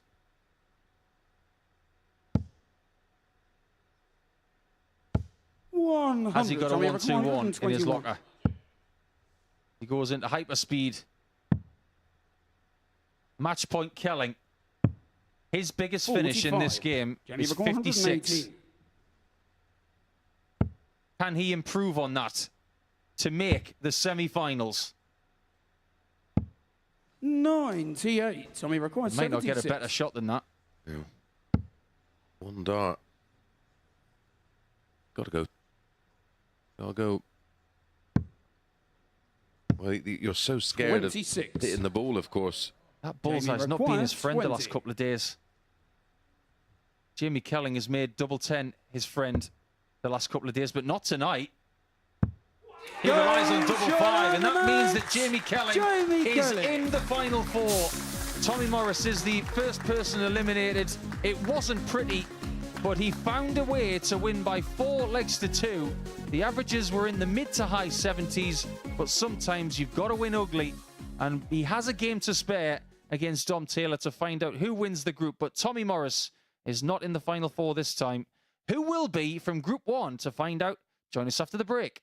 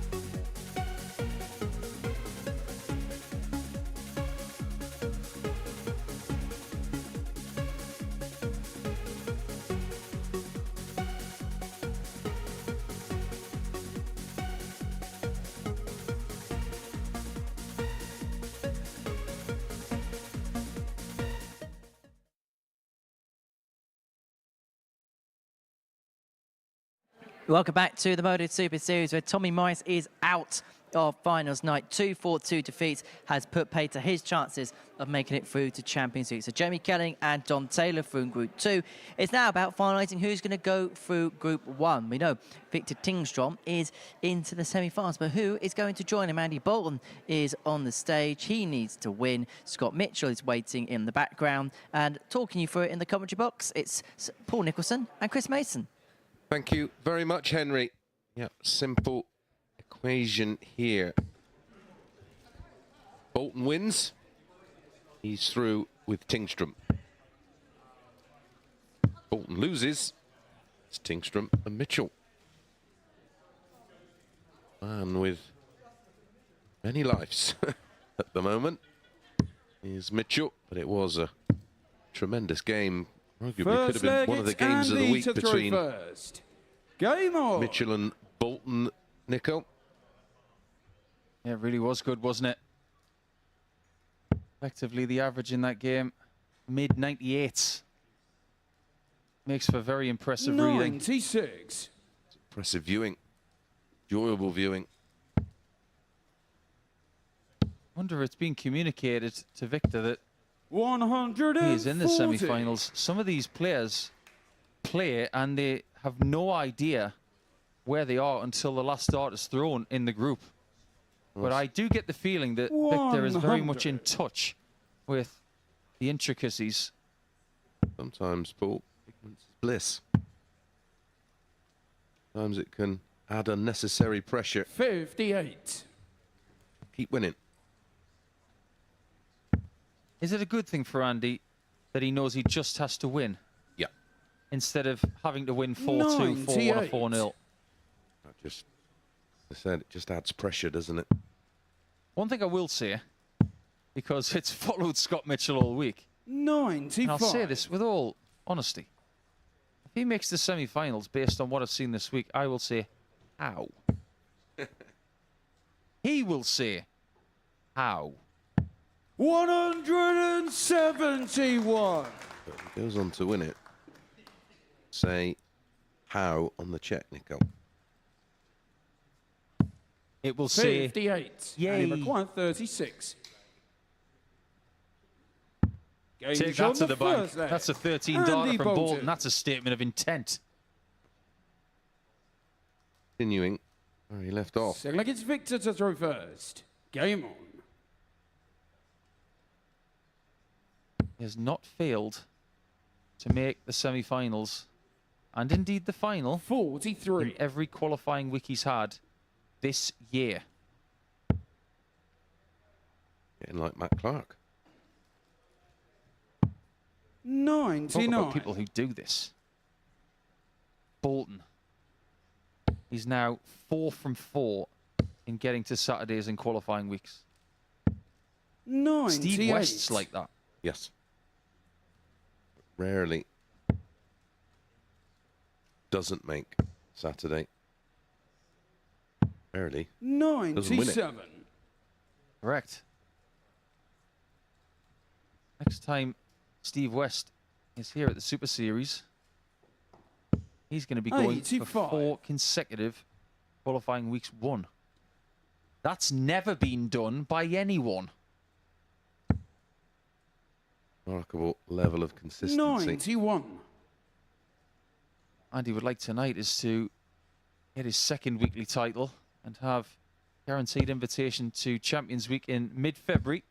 If you want to be here in mid-February, 140. just keep an eye out on dartshop.tv for your chance to get your tickets in advance.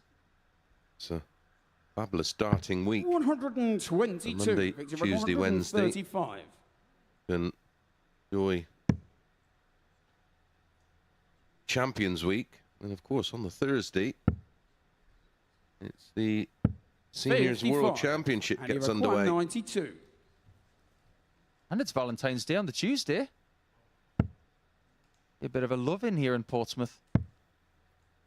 Ah, the old school 72 he went for there. Victor Tingstrom, in his 80. first game today, was 4 from 14 on doubles. That tells me that sometimes he might give you a chance.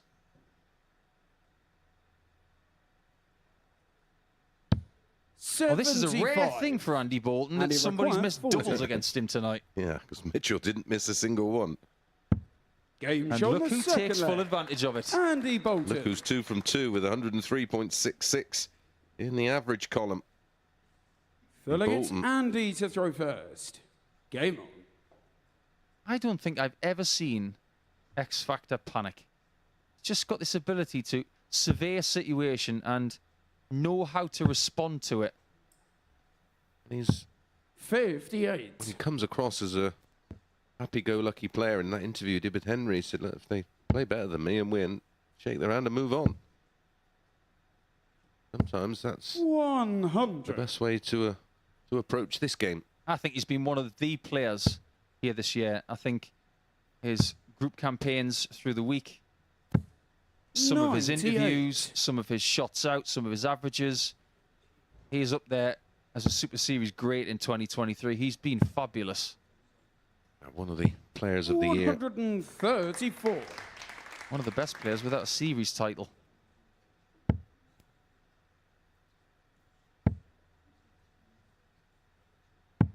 Lovely 97. switch there.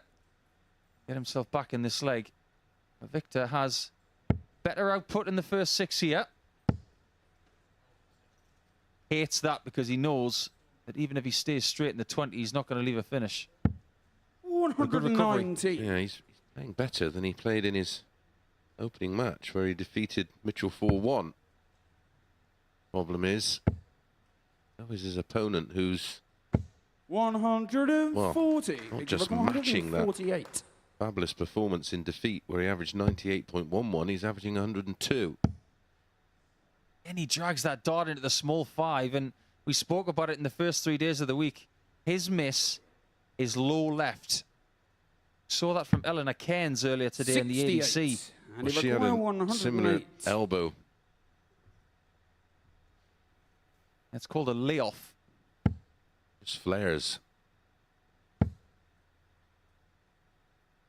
Victor's got 60. 80 points.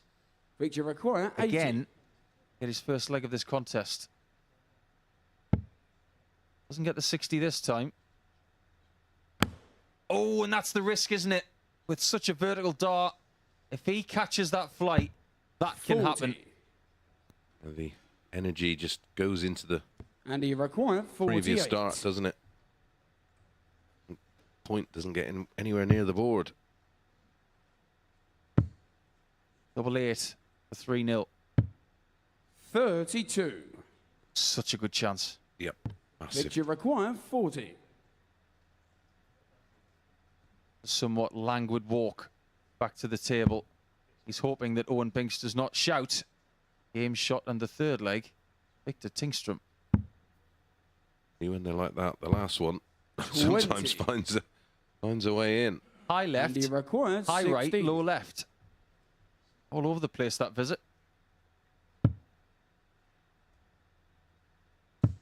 Game But he's shot been a the master third at leg. finding that double 8 this Andy week with Bolton. that guide. 3-0, and it's looking very good for Andy Bolton. He gets the Well, I think 4-0 it's win. Victor He to will throw finish on first. 2 points and Game. +3 in the group. And that would ensure he wins the group. For being defeated 85. all 3. We worked out the intricacy of which results would get Andy the top spot. If he was to win 4 legs to 2, 100. he would win the group. 4-1 and 4-0 would obviously do that as well. But he would win the group on legs 1. 125. For the first time in the match, he'll be able to just relax a little, but so will his opponent. I think we can get to this stage now where we say if Mitchell makes the last 40. 4 now, he His name is on bot. he may have some friends in high places, and he may indeed have some sort of Group 57. 1 voodoo doll.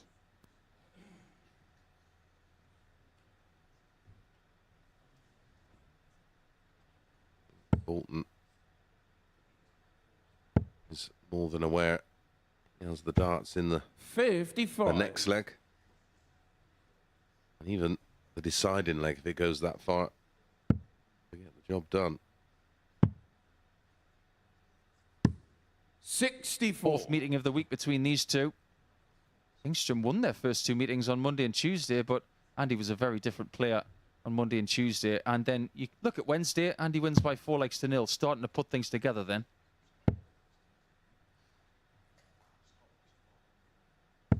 $139. Superb. Victor Lead, require 167. 170. See the big fish this week. Not got his line in the water there.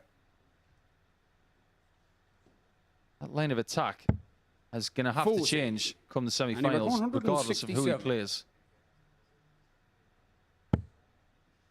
This time, Bolton drifts into the 5, but his recovery 95. is much better. Oh, Victor another require trouble 20 there with the left in. 130. 32. It'd have been near perfect. Got a bulldoze past that. And he almost does. 44. It's match point And he Bolton. requires 72. People have tried to get rid of Scott Mitchell this week. They have failed. But where they have failed, 40. Andy Bolton may succeed Victor require 86. if he comes back. Really prevailed.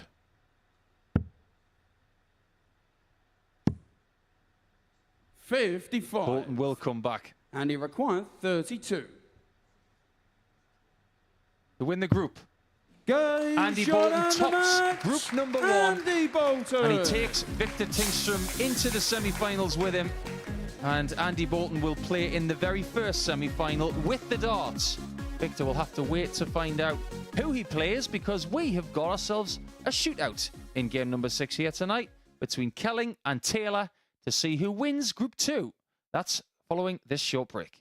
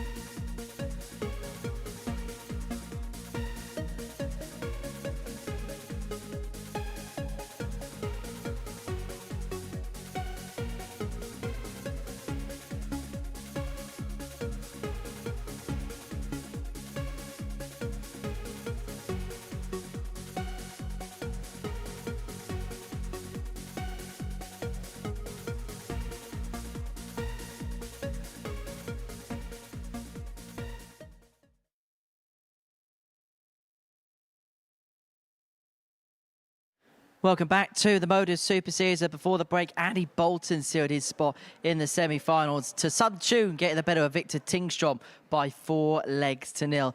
Well, the final game of Group 2 is decided as to who goes through. It's more a jostle for positions. It's a bit of an opposite to the usual catchphrase, because it's loser stays on and plays the first semi-final. It's Kelling, it's Taylor with Mace and Nico. Thank you very much, Henry. Yep, final game of the group phase.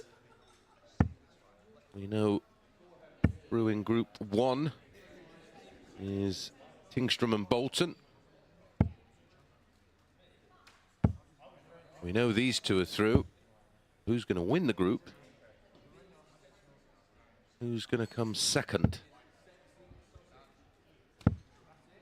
This could be special. It would have been more special, I think, if there'd have been something on it. It's Jamie to throw completely. first. Indeed, Game on. this could be the first of 2 meetings they have tonight if they start to turn up from here. We've only got 4 games remaining here in week number 2. But the first thing that 45. grabbed my attention at the start of this game, the demeanour of Jamie Kelling has changed dramatically. Yes. Doesn't have that same intense focus. However, Dom Taylor does. 90. I think he's hell-bent on winning all 4 games tonight, that's for sure. Whereas Jamie scruffily got through that first game against Tommy 57. Morris, and I think just that element of relief that he's in the final 4. Well, I think the reaction from Dom Taylor is evident. He was disappointed, but not 140. in a negative way of not winning Group A, which he was in with a shout for. He did do the business in Group B, and I just think he's 60. got that remain unbeaten mentality. Let's just touch on Group 1 for a second, because if you look at that group, it makes for very tight reading. Victor Tingstrom has qualified by only 1 leg in the end. 140. That win against Mitchell by 4 legs to 1 has now been really crucial. Yep. Bolton wins the group on 2 points. Tingstrom has qualified on 2 60. points. Mitchell doesn't qualify on 2 Tommy points. 131. And Mitchell goes out, even though he's had the performance of the night so far. Yeah, and if I'm either one of these two, I want to avoid playing Bolton, so I want to win this match. 91. Oh, yeah. We've just seen Tingstrom average 78. And don't let that fool you. 87. Dom, require 40. Taylor starts to do this by leaving doubles after 12. Watch out, world. Game shot the Watch first out. leg. Because Dom Taylor. he might just be about to do what he's been doing the last couple of days, which is Second leg, it's average Dom to very throw high. first. Now, he did Game. something on Wednesday that I haven't seen before in my time here at the Super Series. He averaged 100 for the day. 100. And if you think that's good, it was. But how about the day after? You think to yourself, well, yeah, he had a good day, didn't he? He averaged over 100. 84. He averaged just a smidge under 100 the next day. For 2 straight days, he was averaging 100. This is no fluke. We're talking about a player who can average in the high 90s and into 3 figures 57. for long periods.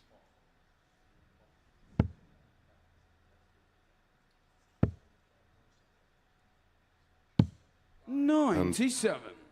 This evening so far, Tingstrom's running average is 81, and right at the top of the show, and we were discussing the chances of Tingstrom winning 140. tonight.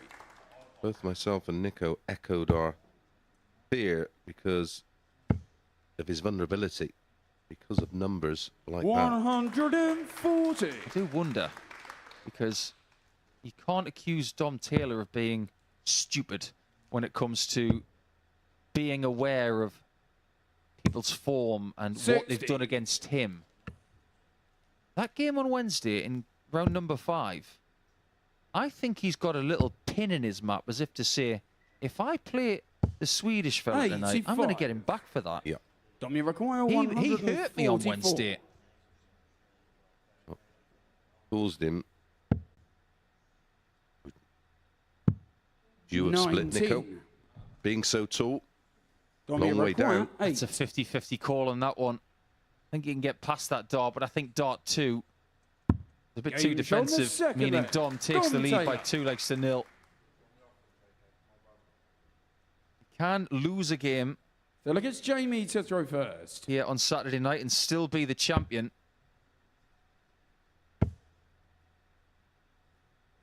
Everybody 100. in group number 1 has lost a match. These are the 2 that are undefeated here tonight. Onzo's going to go. They're not going to be out. 58. That's the kind of statement that would sound really great from someone, Chris Dobie's neck of the woods. Just that south-east 60. Northumberland twang. And some of my Northumbrian pals would say, someone's ear's got a go. It's that little oomph on the O. You know how they say hot dog 83. in Ashington? Nope. A hot dog. I don't know why. It's just local dialect. But they say hot, but they don't say dog, they say Dirk. 121. Whatever you're doing right now, go and take the Dirk for a whack, because we've got plenty of action coming your way post 10 o'clock. When we join Sporty Sub 80. TV, it will be semi-finals knockout time.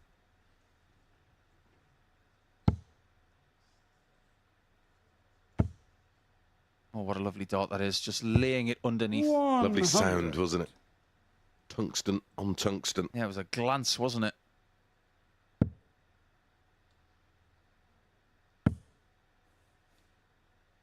Yeah, 75 leaves 205. He can't use the 25 to get to the finish, so another treble will do. 120. Very casual.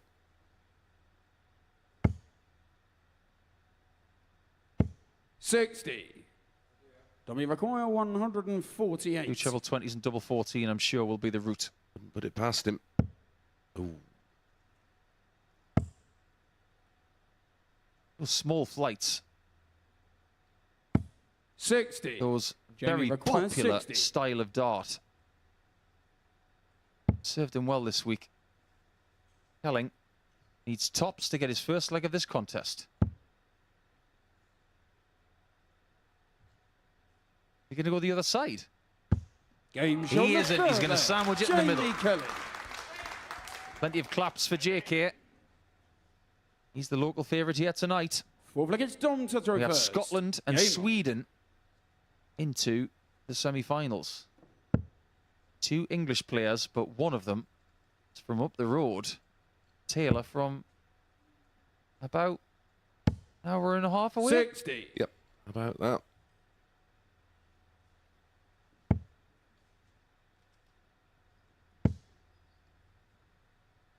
Do have regulars here on a Saturday night in the crowd. 140. If you look at the bottom left table, I actually see a gentleman in a light blue shirt there with glasses on. He's here with his son most weeks. One of the biggest supporters of the MODUS Super Series. 100. His young son there, who has got the hoodie on, he was the recipient of the darts that were used to win Series 2. Raymond Smith gave them to that young man. And he couldn't believe it, could he? He thought it was. 100. He was sort of looking at us and say, "Really?" Yeah, he thought it was Christmas. Really was. Good luck topping that. 60. Yeah, now a collector's item. As our weekly titles and series titles.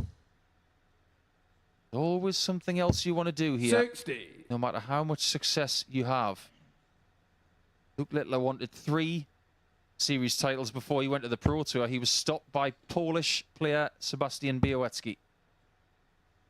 That was a semi-final. 99. The previous series. Well, Jamie would love to come back to Champions Week because he's got no plans of going to qualifying school or playing the Challenge Tour next year. 85. He's all about playing locally, and this is his biggest goal as it stands. Yeah, if you missed this view in the week, he was adamant that he played darts for fun. It's his hobby. Loves it.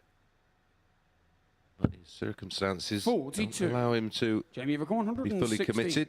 He's fully committed to his family. I wish my hobby would pay me this much money. Your hobby's collecting poker chips, Nico. 40. Yeah, it's becoming a bit of a problem. We require 140. An expensive one. An investment, I keep telling myself. Lovely dart, needs another. Gets it. Double 16. Oh, it's a Game beauty. shot on the fourth leg. An absolute Dom corker Taylor. from Dom Taylor. Another one for his collection this week. And I suppose in casino chip The world, biggest Jamie to throw that first. is a Binion's chip. $100. 3 white mark from about 1958. That is a real collector's item. 100. Served Rob Crosswell, didn't it? Isn't it just?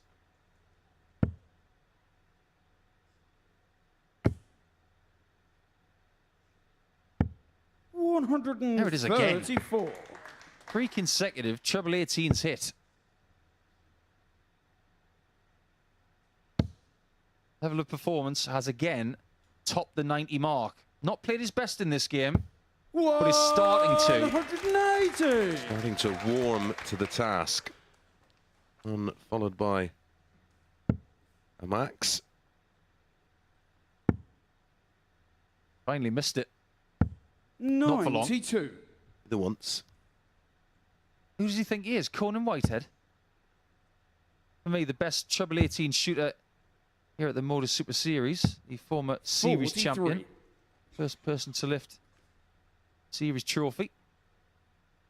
And Jim McEwen, the latest person to lift that trophy, is going to see his name on the trophy when he arrives on Monday morning. 65. Engraving has been done. No, I would be laughing my head off if we had a certain camera shot 100. like that. Just in the top left, if Jim McEwen just walked in full Chucky outfit saying, "I'm back." Back for my trophy.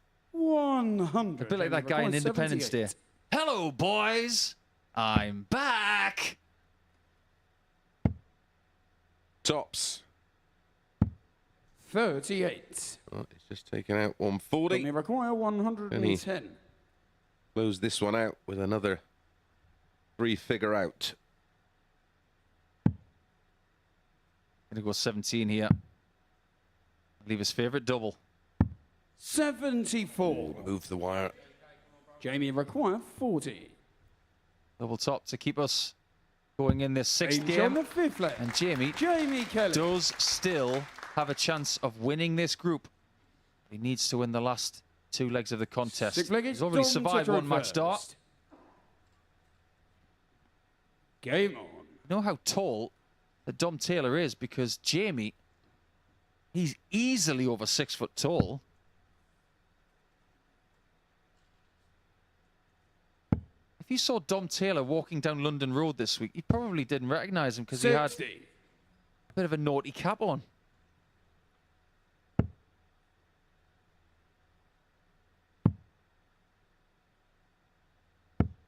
$57.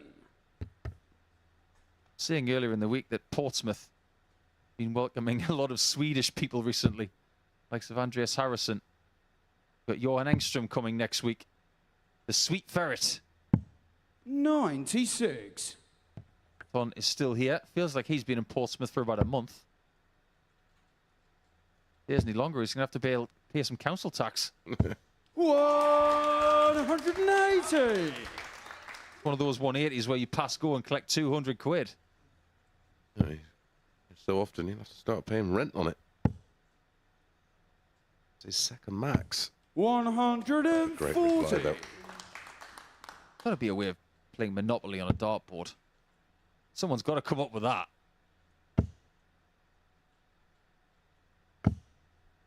Tell you who'd be good at that. Terry Jenkins. He's great at charging rent. Lived rent-free in my head for 20 years. 140. Jamie Rick, 164 164. to keep the match alive. You feel Dom would take the 65.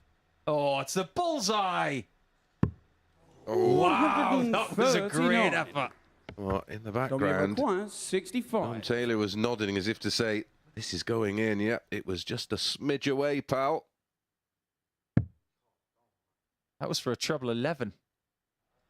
Yeah, 33-32. Fan of that shot.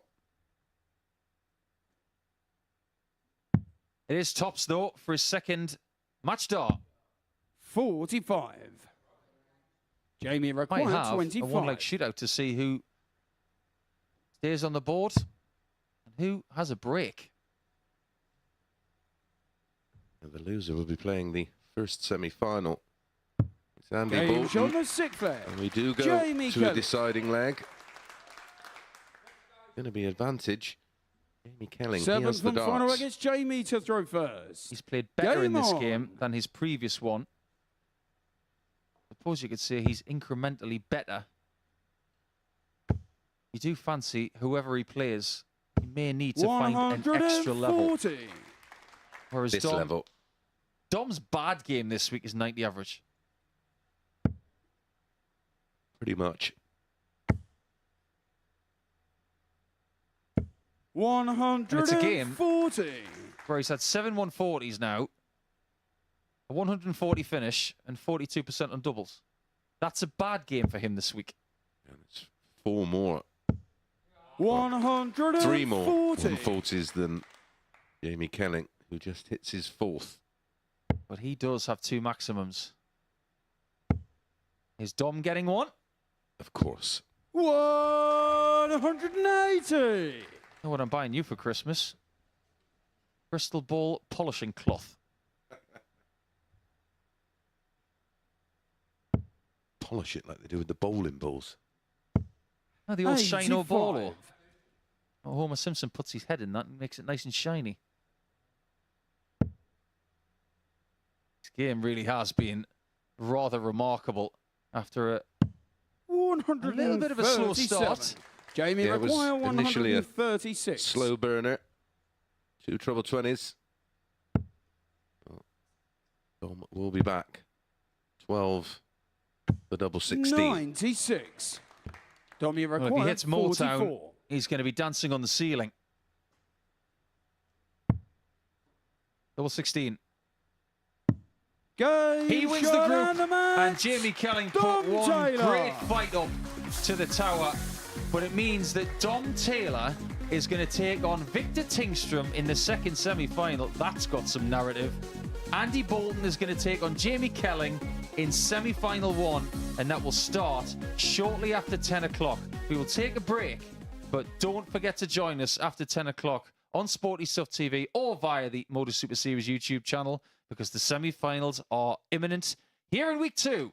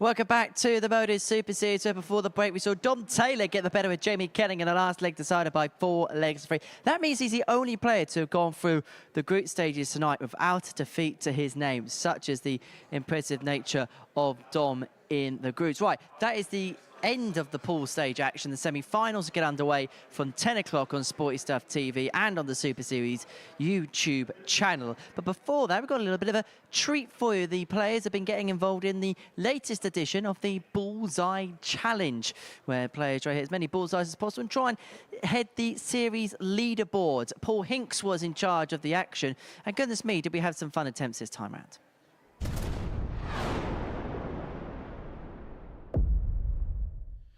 Hi, my name is Andy Bolton, and this is my Bullseye Challenge.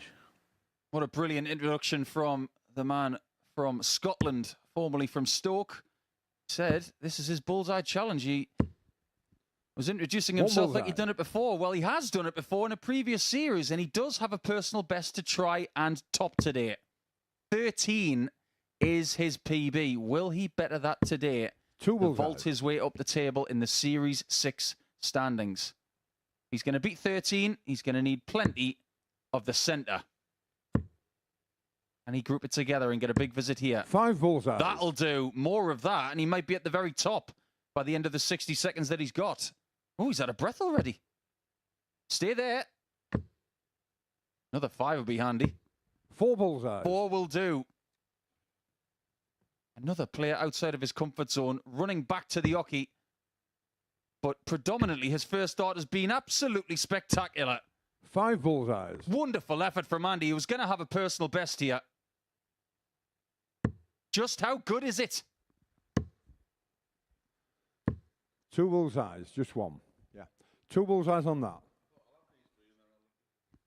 Andy Bolton scores 19 bullseyes.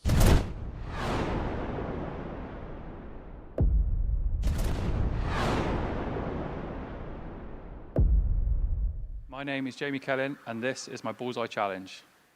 Go. 60 seconds for Jamie Kelling to see how many bullseyes he can get in the space of a minute. And this player from Andover, we'll see what he can do with 25s and bulls. 1 point for a 25, 2 for a bullseye. And it is 19 points 3 that bullseyes. these players are chasing now after Andy Bolton set himself a nice target. That's what you need. Plenty of that. 4 bullseyes. I wonder who's going to have the opportunity of toppling Andy at 19 points in Series 6. But maybe the all-time record of 22 could be broken. Bullseyes. But not if you aren't registering with all 3 darts, I might add. They call Jamie the Yellow Submarine. He's going to have to go deep here 4 with bullseyes. darts like that. That was a wonderful bullseye. His first in this 1-minute campaign. Let's get cracking, Jamie. 4 bullseyes. Very good. Over.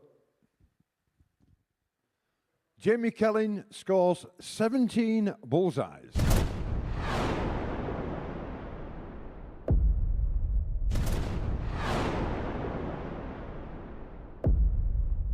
I'm Dom Taylor, and this is my Bullseye Challenge. Here we go then, Dom. 60 seconds to see how many bullseyes you can get. 1 point for a 25 and 2 for a bullseye. No 1 tall bullseye task scored. for one of the tallest players. And oh, what have we got here? We've got a moonwalk style down the oche. He's going to traverse backwards. He's not even going to stop looking to the board. A new tactic. 1 bullseye scored. I'm a new player on the Bullseye Challenge, but he turns around this time. Come on, do it for Bristol. You want to be the top of the tree, don't you, 4 bullseye Mr. scored. Taylor? Where have we said that before? Don't want to go full Bristolian on you, but if you get a really good score here, it'd be Gert Weckhead. 1 bullseye scored.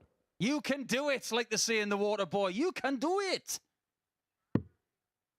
This is good so far from Taylor. Very, very handy. 4 bullseye scored. 4 there. How much time has he got left? This is going to be a good score. Maybe not. No bullseye scored.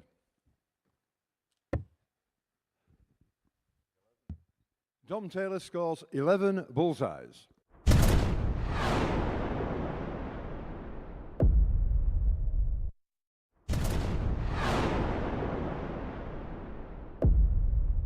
name is Victor Tingström, and this is my bullseye challenge.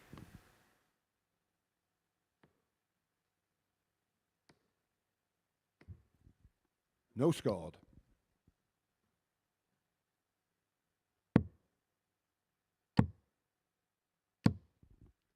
Two scored. For Victor Tingström, because he is quite rapid. He's not even aiming his darts. He's not even setting his stance. No bullseye scored. This is a tactic I've not seen from anybody. He's going fully on pace and not on accuracy, but he's very Four accurate bullseye there. scored. The all-time record for the Bullseye Challenge is 22 from Cameron Crabtree in Series 5. But Three we are going to bullseye compile scored. a list in Series 6 to see who's the best here over the next few months. As far as Victor Tingström's concerned, he's got in Two his bullseye arsenal enough scored. to get it done, but he's not getting enough bullseyes here for me. He'll be gone in 60 seconds, and we're approaching that mark One bullseye already. scored. No scored. Victor Tingström scores 12.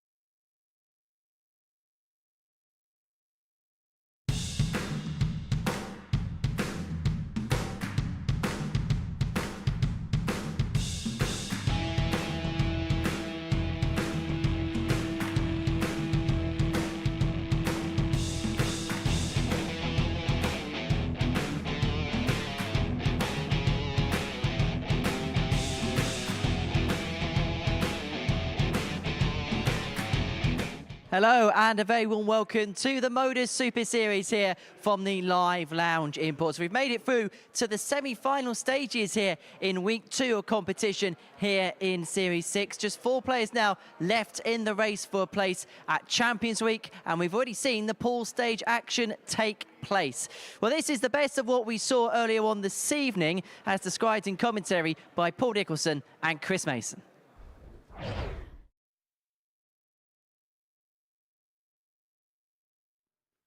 Victor required 20. That would have put a slightly different spin on this game, even this early. Game shown the first leg. blood goes to Victor Sweden. Tingström. known as the Belkin boy, and there is his Swedish teammate of sort. I wonder how many lives he's got left. Just glided over the top of that one. Game And shot on the slide it in second just leg. like that for Scott 1-1. Mitchell. I think he's trying to figure out with this new equipment what works best. But sometimes you have to go back to trusty tops. Yeah. Instinct. Long way off that one, Paul. 36. That one wasn't too close either. Victor require And 124. 1-2-4 is Victor Tingström's personal best finish this week. Is he going to get another? Double 11. Game shot on the There you go, fourth leg. 3-1 to the Swedes. Victor Tingström. Imposing himself in the first match of the evening. Hit double 14 this time. You can take it easy for an hour before you play Victor Andy require Bolton, 28. knowing that you'll only need legs to get through to the final four.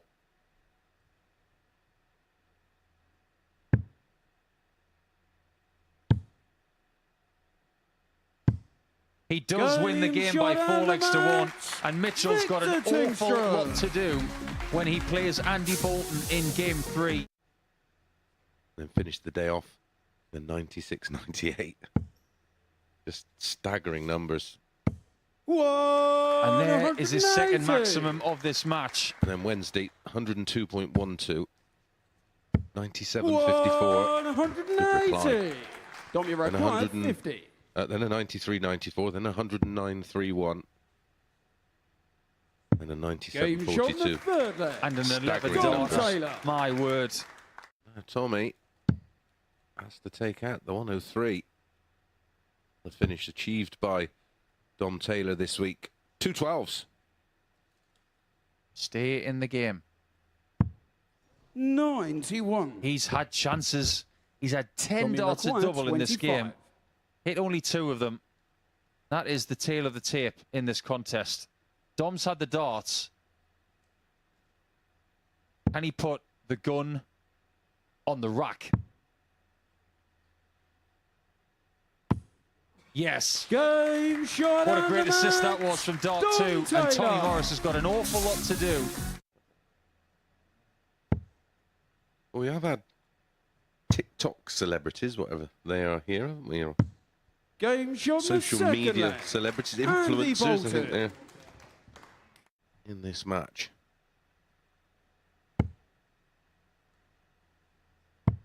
Double 16 to replicate. Game shot. And he's on the done it fourth again. leg. Andy Bolton. And another one. Scotty require 102. He's barely putting a foot wrong. It's not spectacular because there's no 180s in there. But he hasn't missed a double. And he Game still shot on hasn't the missed a fifth double. leg. 3 out of Scott 3. Mitchell. Doing a very Scott Mitchell type of thing here. Scotty requires 64. This is huge. But it may still not be good enough to qualify. But he must ask the question. Game shot Wow, and the what a dart match. of tops that is. Scott Take a Mitchell. picture of it. Hang it in any museum that you choose. That was brilliant from Mitchell. One of his best performances of the week. I mean, record 127. That is the kind of bet you can get behind. However, double 8 Game shot on gives the Tommy first Morris a leg. lead. Tommy Morris. That's his best finish of the week. Great time to find it.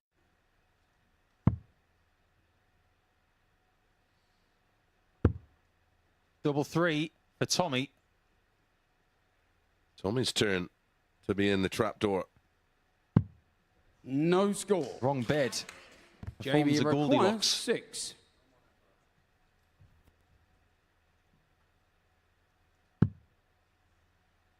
One, double 1. That is a great single Game and a shot on the perfect fifth leg. double. It doesn't matter how Jamie you do Kelly. it as long as you get there. I'll go. Well, you're so scared 26. of hitting the ball, of course. That bullseye's not been his friend the last 20. couple of days. Jamie Kelling has made double 10 his friend the last couple of days, but not tonight. He relies on double 5, and that means that Jamie Kelling Jamie is Kelling. in the final 4. Tommy Morris is the first person eliminated. It wasn't pretty. High left, And he requires high right, 16. low left. All over the place, that visit. Game But he's shown been a the master third at finding that double 8 this Andy week with Bolton. that guide. 3-0, and it's looking very good for Andy Bolton to win the group. Game Andy shot Bolton and the tops match. group number 1. Andy Bolton. And he takes Victor Tingstrom into the semi-finals with him. Served him well this week. Kelling needs tops to get his first leg of this contest. You're going to go the other side. Game He shown the isn't. He's third going to sandwich it in the middle. Jamie Kelly. You require 140. expensive one. An investment, I keep telling myself. Lovely dart, needs another. Gets it. Double 16. Oh, it's a Game beauty. shot the fourth leg. An absolute Dom corker Taylor. from Dom Taylor. Double 16. Game He wins the shot group, and the match. and Jamie Kelling put Dom one Taylor. great fight up to the tower. But it means that Dom Taylor is going to take on Victor Tingstrom in the second semi-final.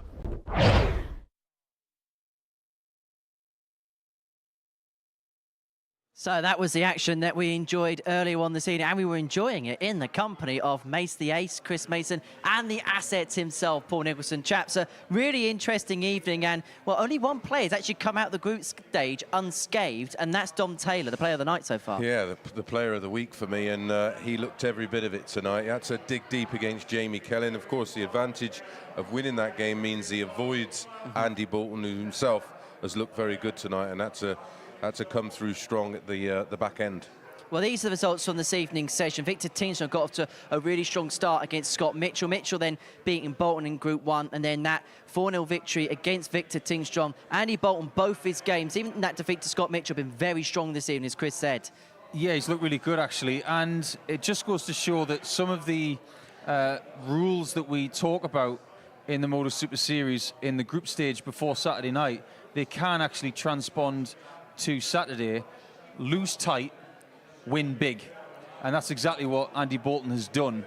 He didn't panic when he lost that first game, and he just made Scott Mitchell sweat a bit, but ultimately Andy knew exactly what to do. His perfect record in getting through the group on Saturday nights is intact. And guess what? He's never lost a semi either. And as far as Scott's concerned, Macy, he'll feel like that was an opportunity. Perhaps missed a little bit tonight, that slow start against Victor? Yeah, just didn't get out of the blocks in match 1, did he? He struggled, averaged 83, and you could see the difference in the second match performance of the night by a player who unfortunately didn't make the semi-finals, and he did pay the price. And Tingstrom was the one who got away with one tonight, just getting through by the odd leg. Indeed he did. These are the tables just to confirm that. So the top place players will take on the second place players in the respective other group and will have the advantage of throw. Jamie Kelling's the only player we haven't spoken about that's made it through to the semi-finals yet. What's been your assessment of him tonight, Paul? Yeah, I think he looked a bit nervous in the first game, and the ability to come through that game and give himself a little bit of freedom in that group topping game with Dom Taylor. I think he's very happy just to make the semi-finals, but he looked a lot more likely in that game with Dom. If he can find that a little bit in the semi-finals, he's going to be threatening. Those group situations on a Saturday night are so cutthroat, and even players who have been averaging 92.5 for the last couple of days, it can bite you. And fortunately for Jamie tonight, he had just about enough to get through. Do we get the feeling with the semi-final lineup, Chris, that it's very much two Davids versus Goliaths? Feels that way, doesn't it? And the numbers would suggest that, especially this evening. I expect a Bolton-Dom Taylor final, and for me, they've been the two best players this week. I think the semi-final that tantalises both of us and everybody watching at home is Tingstrom versus Taylor, because that game was so crucial on Wednesday, and we spoke in commentary about how Dom has got a very good memory. He will look at that semi-final and say, that's who I want. I just have to have a caveat with that. He can't want to beat him too much. He's just got to play his game, and if he does, most of the time he wins. But did that match also prove as a reminder, Chris, that when it comes to the clutch, Victor can come up with some big performances? He did it Wednesday, didn't he, with a 60-dart 4-0 drubbing of Dom Taylor, who himself played very well, averaged, I think, over 97 in that match. he averaged 100.20. Victor, I'm on about. So he'll be aware of the danger, and he won't be taking it for granted. Despite what he's seen from Victor tonight, he knows on that one given game he can turn it on. You most definitely can. We'll talk a little bit more about the semi-finals in just a second, but next week we've got the reigning champ back in action. MODUS Super Series champion. He is Chucky. He is Jim McEwen.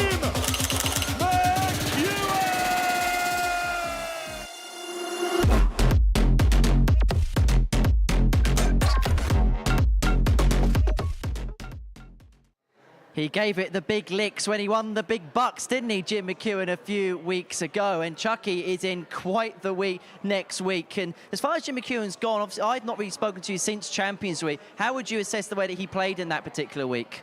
Yeah, he's rock solid, isn't he? And he's got levels to his game, and he's got gears. And I think he'll come back relieved. That's a monkey off his back, and he'll come back into this next week wanting to defend his title. Well, these are the players. This is the lineup in general. And we're going to see someone that you've commentated on a lot on the Euro Tour, Nico, and Johan Engström, the Swedish ferret in action. And what, from the times you've seen him play on that tour, can he bring into this particular environment? I think what Johan can bring is improvement over the last couple of years. When he was making European Tour events, he was struggling to find that first win. And when he got that first win, his ability and his confidence started to blossom. But if you look at other names in the week, there are people who can win. This is not Jim McEwen coming back and him coasting to another Champions Week. Far from it. And Leonard Gates is probably the person who's going to be the hardest to crack. And in Group C as well, Alan Norris has had a really good time of it, not just on the Challenger, but on the Seniors Tour as well in recent weeks. Yeah, and some big averages as well, hasn't he? So he's coming into this on a bit of a crest of a wave and in good form. Looking forward to see Chaz Barstow. He's always easy on the eye and good to watch. And if he's on his game, he can play at a serious level himself. It's going to be a fascinating week to see how it eventually plays out. We'll see that for Monday morning. But back to tonight, back to the semi-finals.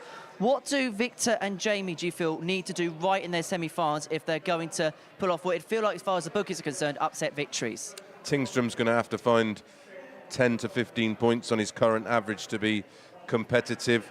And I think Jamie's just got to be more consistent because Bolton is rock solid. I think Victor's got to stay straight. If you look at some of his misses tonight, they've been low and left. And he has had a few of those through the group stages this week. He's got to eliminate those now, otherwise his scoring stakes won't be high enough. Well, it's high time to get those semi-finals underway, and we get underway with Jamie Kelling up against Andy Bolton in front of a packed crowd here in Portsmouth. Every Saturday, we open our doors for our weekly finals night. For a unique and intimate darts experience. Meet the Dart Stars and even the team off the telly. Here at our purpose-built venue in Portsmouth. Every single Saturday evening. Tickets can be booked via this QR code. Or at www.dartshop.tv for a very small booking fee. Follow us at MSS Darts on Twitter, Facebook, Instagram and TikTok. For all the latest ticketing news. All you need to do, log on, book, turn up, and the action gets underway from 7:30 p.m. So what are you waiting for? Get your tickets to the darts. We look forward to welcoming you to the MODUS Super Series very soon.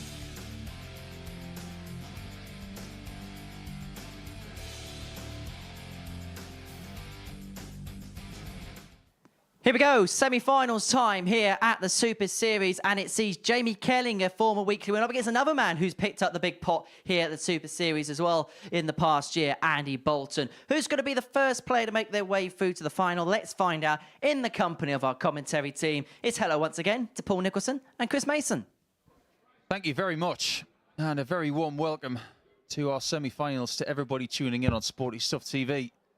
X Factor is back in the semis. And in qualifying weeks for Champions Week, he is perfect when it comes to semi-finals. So a tall task for Jamie Kelling, the winner of Group C this week, up against a man who has very good numbers coming into this Final Four match. 93.26 his average for the night. It's just what he does all the time. The question is, Chris Mason, will Jamie Kelling First play the leg, role it's of the Andy underdog to in this throw game first. to its Game full potential? on.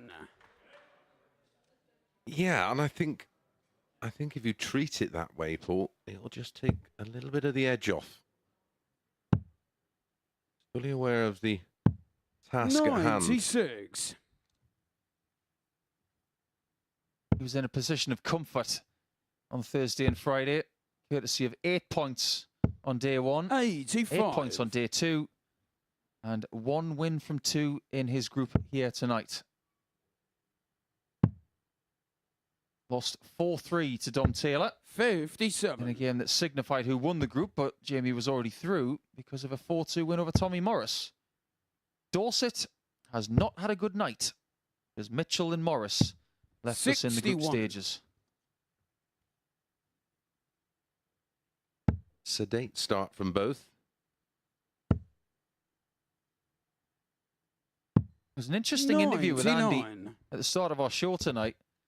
Before he played his first game against Scott Mitchell, he was accusing himself of being rather tight with money. And he said 58. that actually makes him a better player when it's check day. And it is payday, because you can go from £1,250 guaranteed being in the semis 100. to doubling your money, not once but twice, by the end of the night, getting your fingerprints back on the weekly trophy. Yeah, £5,000 and an opportunity, of course, to play 180, Andy, for the big check 149. in Champions Week, where the winner takes away £20,000. And for the vast majority of players, it's their biggest cash. 59. Jamie require 117. Jamie has not had a free figure out so far this evening. He's not going to get one here. 93. Andy The require Bolton back 90. for 90. Treble 20. He'll stay there. Single leaves ball. 45. Great Jamie chance for require killing this. 24. Get the break. Hold from here. Game shot And the first that leg. is a recipe Jamie for Kelly. success. Now, Andy, I mentioned, has got a perfect semi-final record Second leg in is weeks like Jamie this. to throw first. Game on. When he won his weekly title,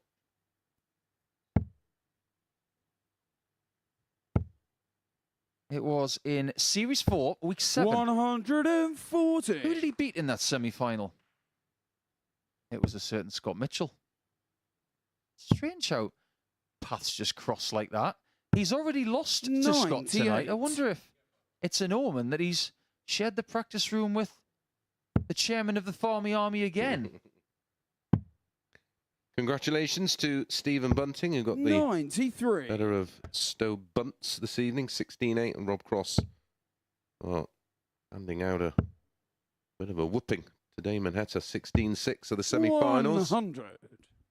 Tomorrow, starting at 1 o'clock, is James Wade versus Luke Humphries, a repeat of that UK Open final. And then Stephen Bunting takes on Rob Cross. 98. He'd have been a brave man outside of probably Luke Humphries and Rob Cross to have picked those semi-finals. Although Bunting's form of late has been 139. Jamie to require behold. 170. We're going to get a new Grand Slam champion. Yep. Big, big news in the world of darts. Speaking of big, this is a fish. 145. been more of a And he require shark 164. He was really close to 167 earlier, wasn't he? on the money. How about 164? Didn't Dom Taylor go close to the 164? Did. I don't think we're going to get a 170 this week. But what we've lacked in that department, 118. we've pretty much ticked Jamie require 25. most of the other boxes. Telling for 2-0 needs double 8.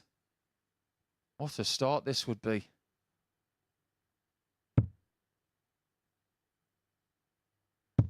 Game shot on the He's second. 2-0 up. Jamie Courtesy Kelly. of that 15 darter, which is the kind of level you need to hold your The throw Legates at this Andy to level. throw first. Game on. And he does have experience of winning a semi-final on a Saturday night, albeit at a very different time. when he won his 40. weekly title in Series 2 of Week 5, he beat Conor Heenahan, the 9-dart man. That was at around 12:15, when we used to have an old time slot starting the night at 10 o'clock. 140. He won that by 4 legs to 3. He would eventually beat Richie Parkin in the final shortly after 1 a.m. 96. Now, I just wonder, Mace, we saw Andy Bolton have a Robin Hood at the start of leg number 3. Are the darting gods starting to conspire against him? Well, when you look at the numbers of 100. Kelling, I say yes. He's averaging 100.70. And he did improve in his second group game this evening to 88.33 from 75.59. But this is a huge jump in 93. range.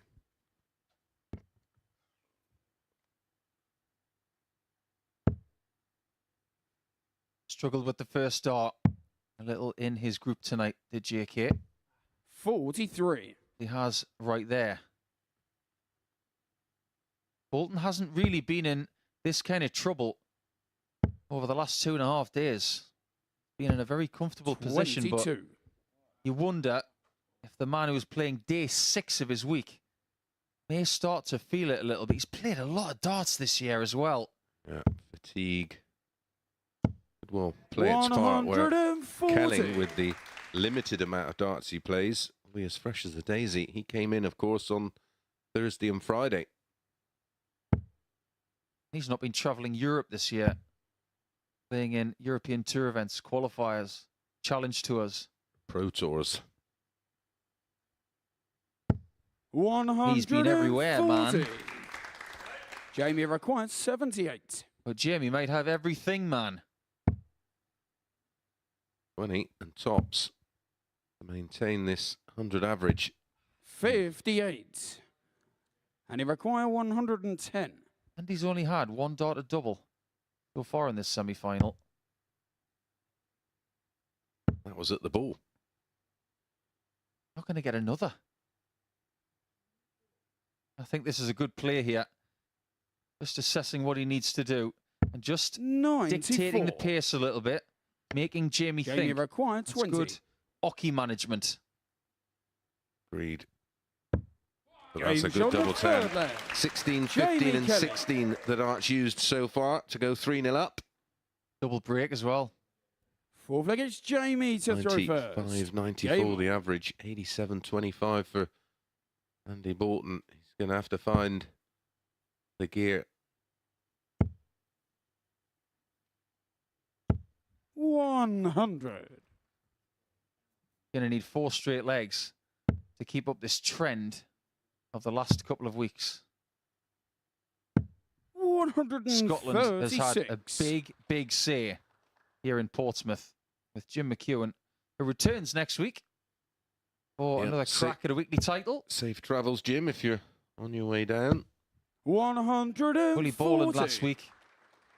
He exposed people's weaknesses last week.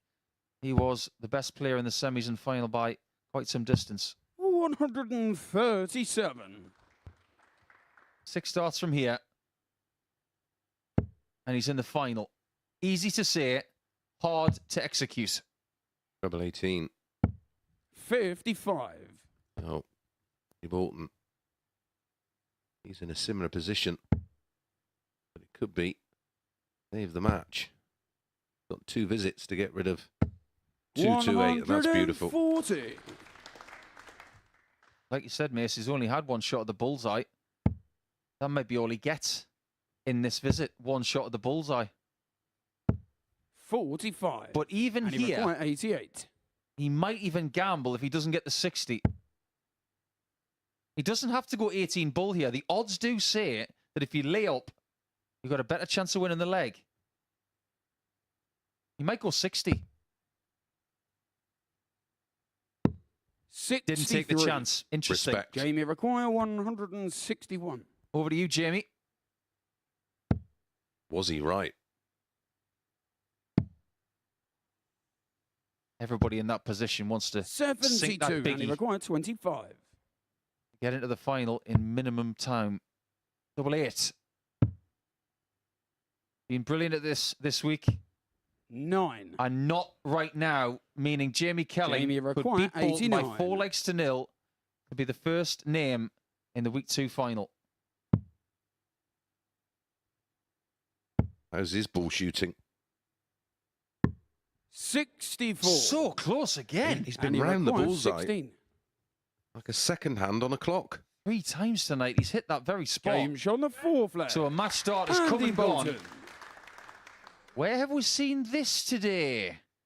Lisa Ashton this afternoon was 3-0 up. Andy She missed to 7 throw match first. starts and ended Game up on. losing the semi-final to a certain Dieter Hedman, who would go on to win the final comfortably against Samantha Curtin.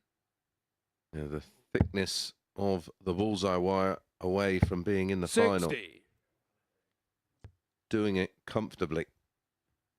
With the ADC Women's Championship Tour finals this afternoon. Some great entertainment from the ladies. And Yeah, it's all on YouTube if you 100. want to watch it at the conclusion of this evening or maybe tomorrow. If you're watching via Sporty Stuff TV, that's the MODUS Super Series 100. YouTube channel. Don't forget you can get in touch with us via our socials, and they are at MSS Darts, all one word. Facebook, Instagram, TikTok and X. Chris Murphy, one of our esteemed 91. colleagues, worked out this afternoon that Dieter Hedman has been in more finals, ranking finals in her career since 1989 than you've got days in the year. 96. Wow. Made the joke that she's won more titles than I've had hot dinners. It's really close. She's 100. pretty much won everything else during her prime era, excluding the Worlds. She hasn't won a weekly title at the MODUS Super Series. 96. She's a bit of a James Wade. Great dart. Needs more. Pile the pressure on. 98. Well, it's only And he a one required treble visit, 149. but it is easier than 149.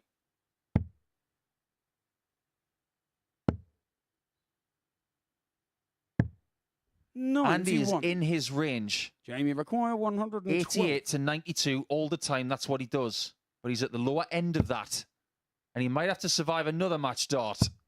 At double top this time. 92. Wire away again. And he required When he 58. threw that, he left his arm out and he thought it was going to be called. 1 left. 38. That miss could be vital. Jamie The required reaction of 20. Kelling when that second dart missed tops was one of, this is my chance, and Bolton has put the darts in the pocket.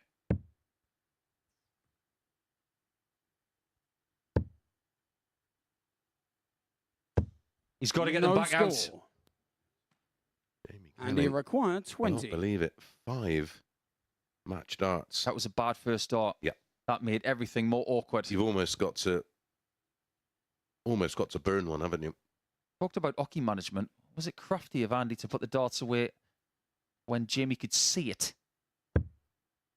5. Should be able to bump off that. 10. That is so unlucky. If you did that 10 Jamie times, required 20. 8 of them would be in the double. Now Jamie comes back to put right what went wrong in the last visit. Now he has a guide for 5. And he 10. can't use it either. And he required 10. There are hands on heads out there as 8 darts have been missed for the match. Edging closer. Game Finding shot the on mark. 5th leg. It's Andy now Bolton. 3-2. And Jamie Kelling has just got to shake it off. Now this is a mental test. Simply gets Jamie to throw first. Because Game on. this is his best chance. Now that the previous leg is lost, to get the job done. He starts with 41. What does that tell us? Doesn't shaking it off. Still dwelling on missed opportunities. 60. Yeah, you've got to go full on Taylor Swift now. Shake it off.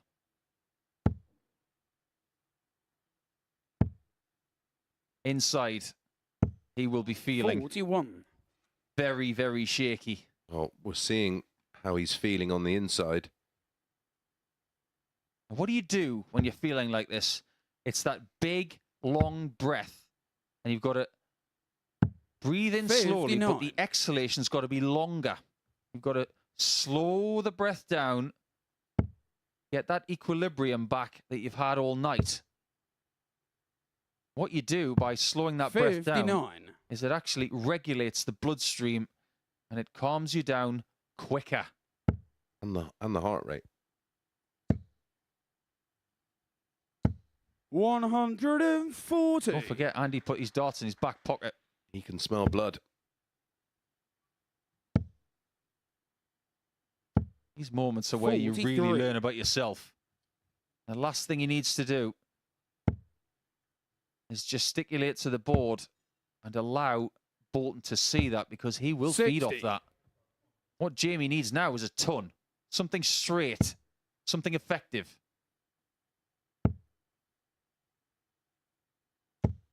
100. That'll do for now. Yep. Gonna have to rely on Andy Bolton making a few errors. 60. What did we say about 3-0? It's never safe. Not in a race to 4. Don't get free match darts. 57. And he To get you require through. 122. You've still got to hit it. That's the beauty of this sport. 18 for Bull. 97. He did go for the Bull again, like he did Jamie require on a previous shot 160. in this match, giving Jamie Kelling full respect. Not going to take the 160.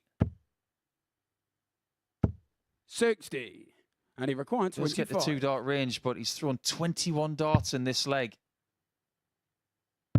Game And he shot might on pay the sixth price leg. for the fact that he could Andy not Bolton. take that 6th leg in 7 visits. Visibly reeling 7th and from final leg. the It's 8 Andy to mismatched throw darts in the first. previous leg. Game on. Now can he break in this last leg to make the final, or will it be destiny for Bolton? But he keep this undefeated 60. record in qualifying weeks and semi-finals alive. Yeah, it's just rattled him, hasn't it? But he's got an opportunity here now. He can almost just play with a bit of freedom. 100. Was much better. The timing far superior than leg 6. This is where you need that really good process. 93. It's not just the timing of the throw, it's the timing of going to the table, doing something there, the walk, the breath, that whole pre-throw routine. If you've got that down, that can really count in legs like this. 57. Well, the great players just play on autopilot, don't they? Just have a default game.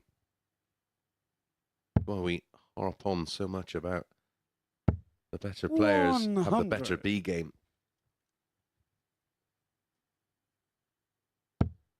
Great first start, it's perfect. Gritting the teeth.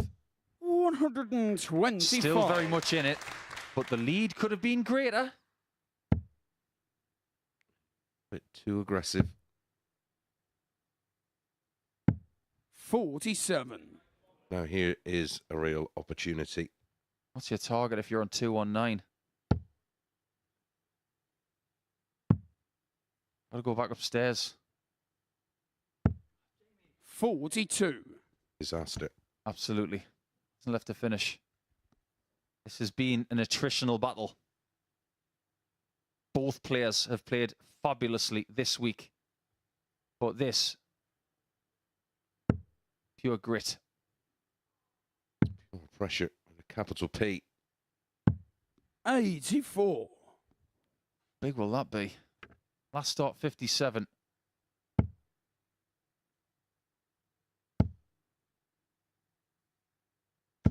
$60. They are And he require level 170. on legs and score. And darts thrown. Single 17. tops. Game shot and Bolton the wins the match. semi-final Andy and survived Bolton. 8 match darts to be done by a margin. He will go into the final to win week 2, and he will play against Dom Taylor or Victor Tingstrom. Obviously, Jamie Kelling will be very upset to lose that one, but it just goes to show how brutal this sport can be if you don't take your chances when you have created them. When we come back after the break, it will be Taylor against Tingstrom for unfinished business.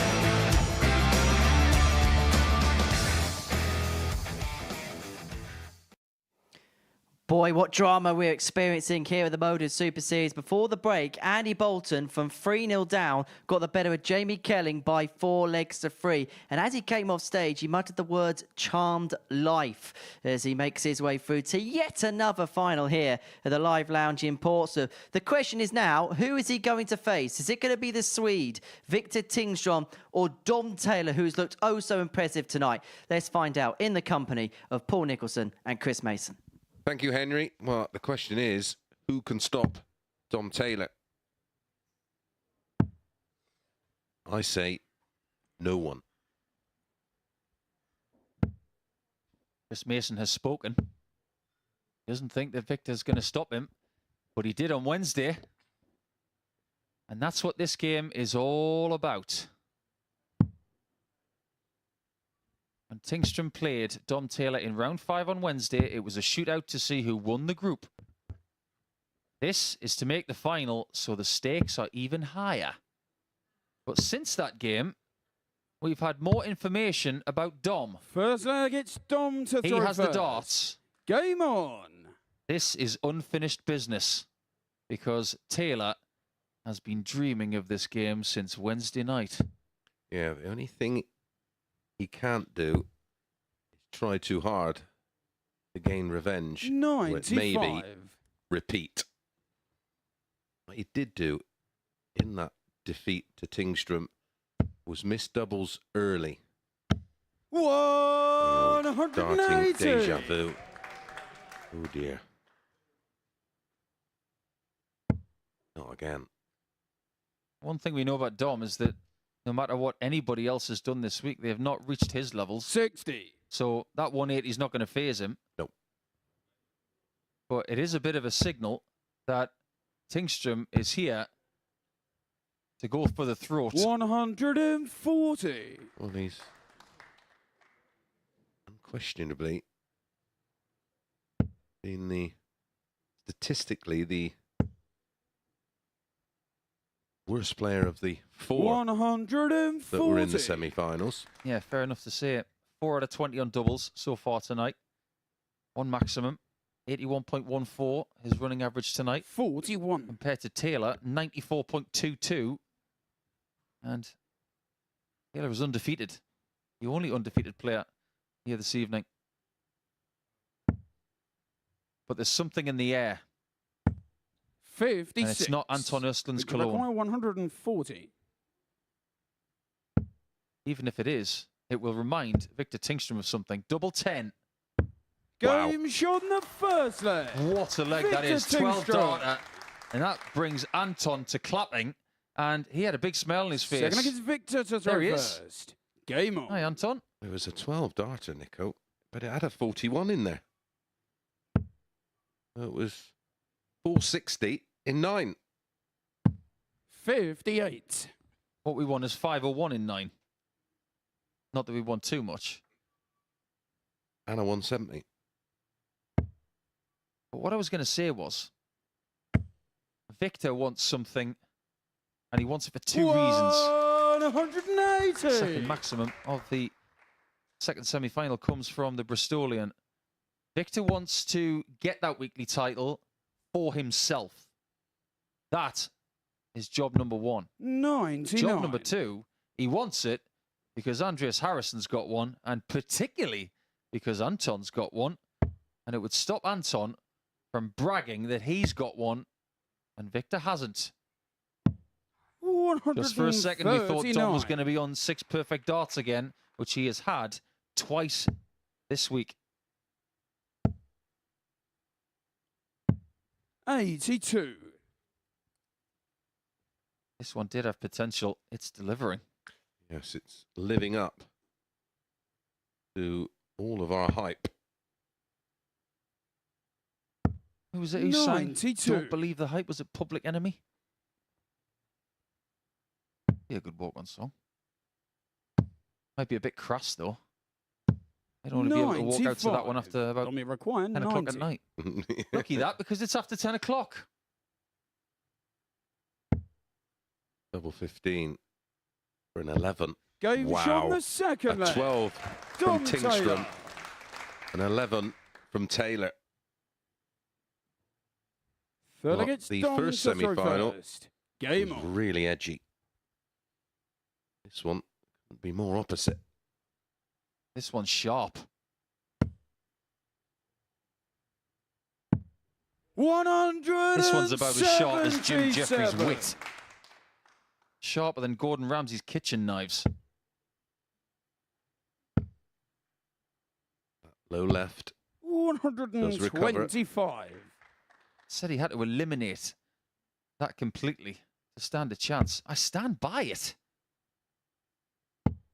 He's at it again. This is gaping. 140. Just took a smallest of deflections.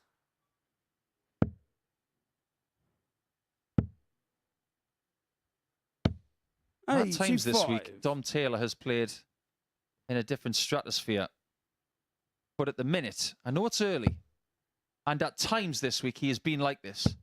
I don't want to get all scientific, but he's been in this match so far in the upper troposphere.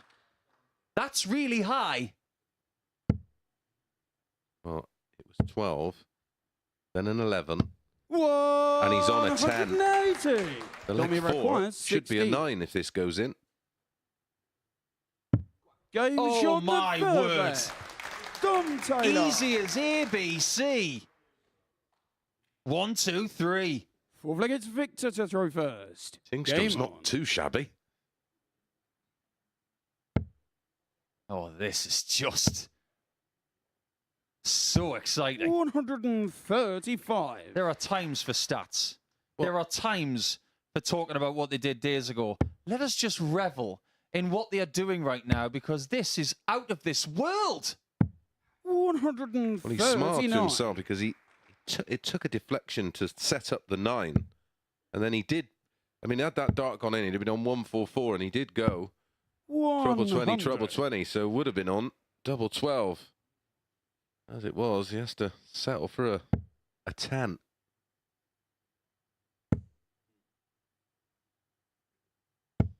$100. Only a ton. Surprised it didn't get boos from the crowd. It's only a ton. 58. Might need to use the 18s. Get himself on a finish first. He starts there. Has to go back there. 56. Despite all of his incredible stuff, Victor's possibly 2 turns away from 2-2. 58. It's the kind of game you want to go very long, because we want to be amazed by what they're doing, and not just for 5 legs. There was a game in the slam between Ryan Searle and Luke Humphries, and I could have happily sat and watched hour after hour of it like I could this. And a 177, a 174, a 180, a 168. 82. But a 10, Dominic requires an 11 32. and a 12. How about a 13? Done this a lot this week. Gone over the top of that one. Game and found shot the bed. fourth leg.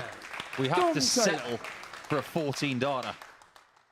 His average comes crashing down to a Fifth leg, it's Dom to throw 118.34. first. Game on. To this dart, one of the performances that we have ever seen in Portsmouth. And what a time to do it. The record 60. for a Saturday night is held by Luke Littler, in excess of 117. He's not thinking about that right now. 99. He's thinking about getting this done against the Swede, who cost him sleep on Wednesday night. You know what this is? Speaking in your terms? This is Lennox Lewis waking up thinking 94. about Hazim Rahman and thinking, you're going to pay for that knockout in South Africa. I thought you were going to say 174. It's not Gert Wicked yet. It could be Mind.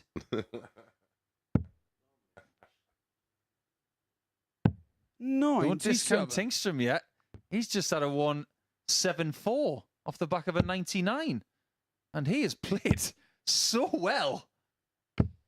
He's playing better in this 100. game than he has all week. Yep. And he's still 3-1 down.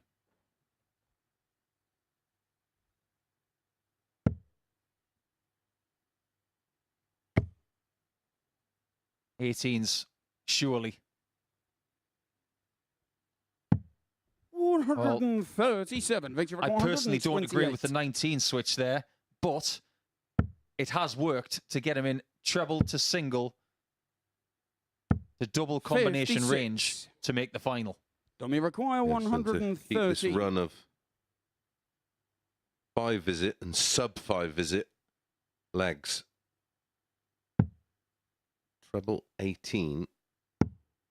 Oof, would have left tops. Yeah, it was close. 91. Got to hit this, requires Victor. 72. You want the W, you got to stop him from having a look at that double 11. There'll be a break of throw as well, Paul. What have he got left? Double top. Must hit.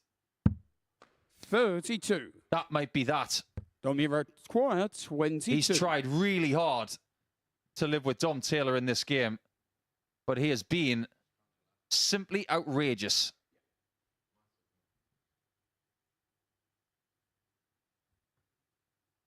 Slam it straight in double 11. And he Game does. shot For and the what match, is his Dom best Taylor. performance this week. And he saved it for the semi-final. 112.14. Credit to Tingstrom, 100.90. There was an array of 174s, 177s, 3 180s in the match. Look at the finishing, 80%, 4 out of 5. So we know our final. It will be Andy Bolton taking on Dom Taylor.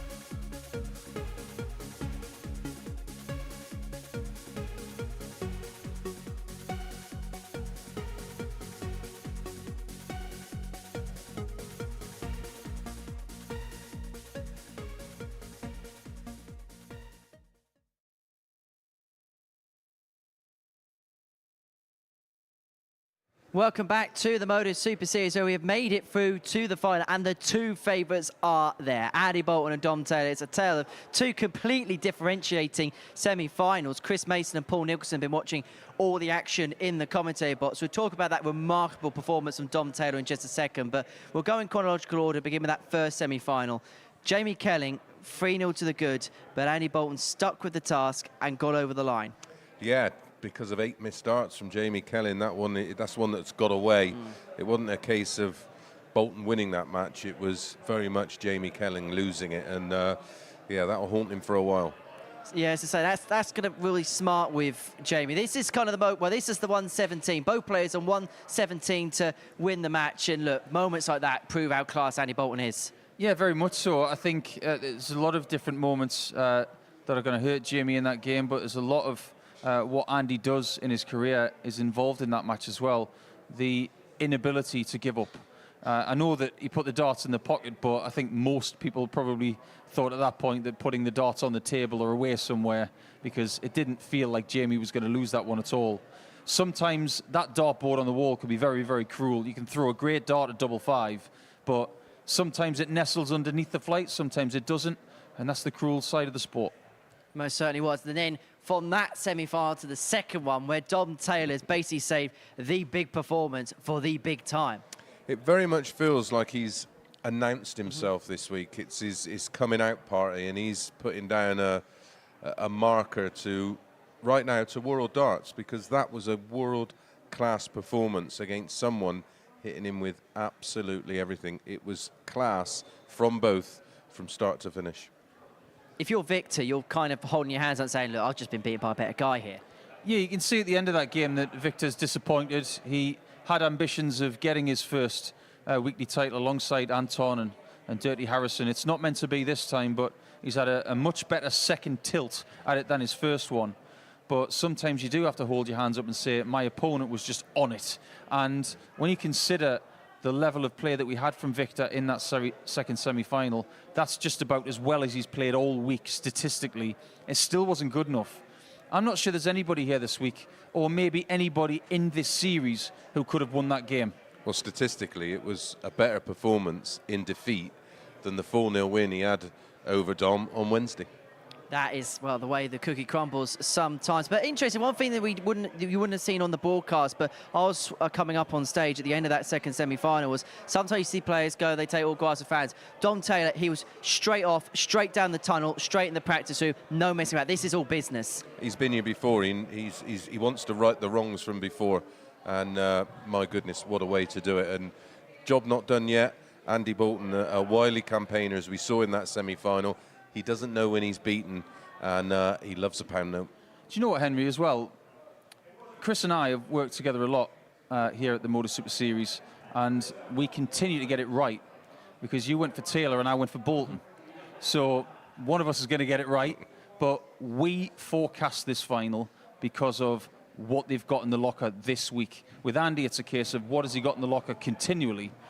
With Taylor, it's about him finding who he is right now, and he's here.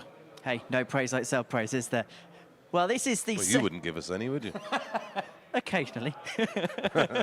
Well, this is the second part of a double bill here at the Super Series today, because earlier on this afternoon we had the first ever ADC Women's Championship Tour finals, and it was Dieter Hedman who added to a glistening resume of titles, getting the better of Samantha Curtin, 4-0 in the final. And Paul, a great winner, a great champion, and she represents everything that's good about darts. Yeah, very much so. She had some great words to say about everybody who had qualified here today. I thought that was a classy touch. She was talking about the person that she played first and the person that she played in the semi-finals and the finalist, of course, and everybody who turned up today.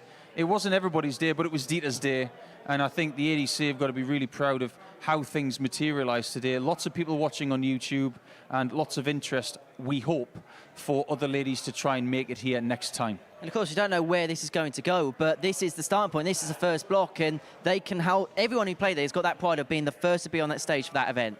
Yeah, who would have thought what we were doing 3 years ago in people's living rooms, garages and conservatories would have led to this. And the evolution of the ADC continues to impress and surprise. And, you know, it's just essential those that love to play the game get involved. It's literally open to any amateur player out there. Get yourself to a vault and you could be playing on this particular stage. And on this stage next week is the reigning champion, Jim McEwen. He's back in action, and it's going to be a real blockbuster week next week. That is for sure, with Chucky in action. But we're going to preview in a little bit more detail the final between Andy Bolton and Dom Taylor. Now, both players have made it through to multiple finals in the past. Dom Taylor does have a little bit of scar tissue when it comes to finals. If it gets tight, could that be a potential factor? Not this week. Not this week, because that was examined in that semi-final. Remember, the last time those two met, it was a 4-0 win with a 100.20 average for Tingstrom. How does he answer that? Comes up here and has an 112 average. He just doesn't do scar tissue, I don't think. He's got a great mindset and a great attitude towards the game. I think the equation for the week has definitely been ABW. Group A, Group B, win. It's not a connotation with Andy's initials, of course, being AB, but as far as Dom Taylor's concerned, he's come through the same route as Andy this week, and they've been sparring with each other all week. It's now time for someone to find the knockout punch. Is it a case of, Andy, if Dom gets off to a good start, just staying with him and hoping at some point there's a bit of a cool-off? Yeah, listen, Andy Bolton's a seriously experienced campaigner. I've known him to be playing darts for well over 20 years, and he's pretty much played at every level. You're not gonna bamboozle him up there. You're not gonna out hustle him. But it's essential for me that if it's tight early, he's in with the shout. If you let Dom Taylor just sort of run away with things, he just improves as the game goes on. I don't think he's going to have any winning line issues. I think it's just imperative for Andy Bolton to be in it and then start to maybe use a few dark arts. Ooh, dark arts. Interesting. Well, maybe just take the edge off the game. Maybe slow things down a bit. You know, just the normal stuff. Play at his pace rather than play at Dom Taylor's pace. Yeah, I think someone like Andy will know everything about dictating the pace of the game. I think if he was playing someone who was really quick, like a Tommy Morris from tonight, or maybe Jelle Klaassen, I think doing something like that would definitely have an effect. But I just get the feeling that Dom this week is feeling bulletproof. And I want this game to go all the way. I want 7 legs. I want more drama. I want more of what we saw in the semi-finals, because it had a lot. Well, they are both waiting in the wings. Let's not make them wait any longer. It is the final. It's Andy Bolton up against Dom Taylor to join Willie Borland in Champions Week.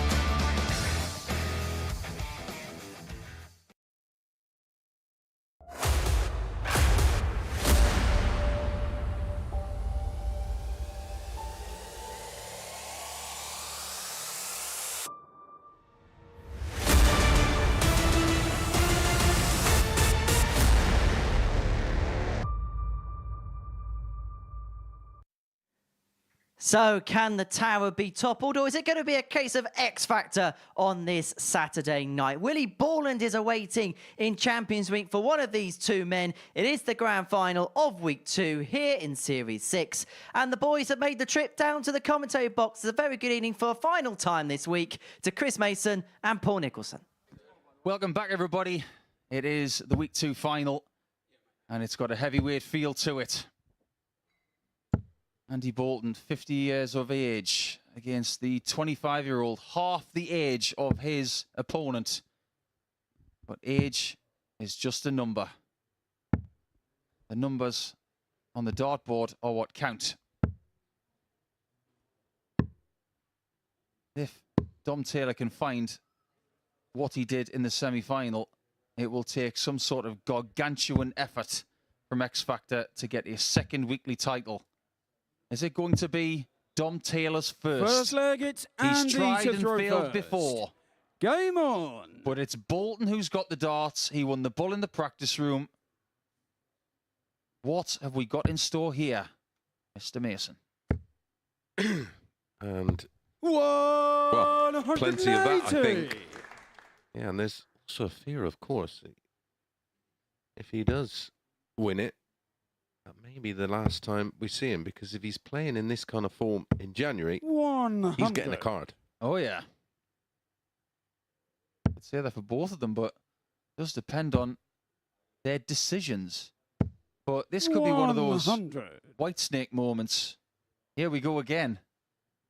We want more of what we saw in that second semi-final. And you have to say it, the one thing that has impressed me the most about Taylor this week, it turned up in that semi-final. That first dart was miraculous.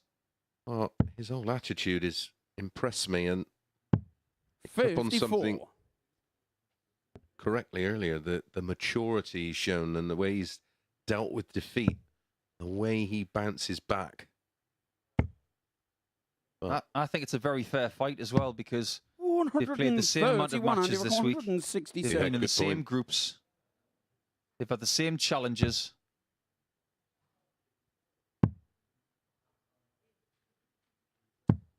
Had to do it the hard way. Dummy require Disappointment 170. of Group A, but then bouncing back. Both of them winning 7 of their 8 matches in Group B. Joint top 99, separated and he require only by leg 109. difference. Statistically, the 2 best players this week. 57. Dummy requires The 71. first leg against the darts. He started with a max. Yes, double 16. That is beautiful. Game shot on the first That is leg. also beautiful. Dom Taylor. And do you know what, Mace? We should have known. We should have known.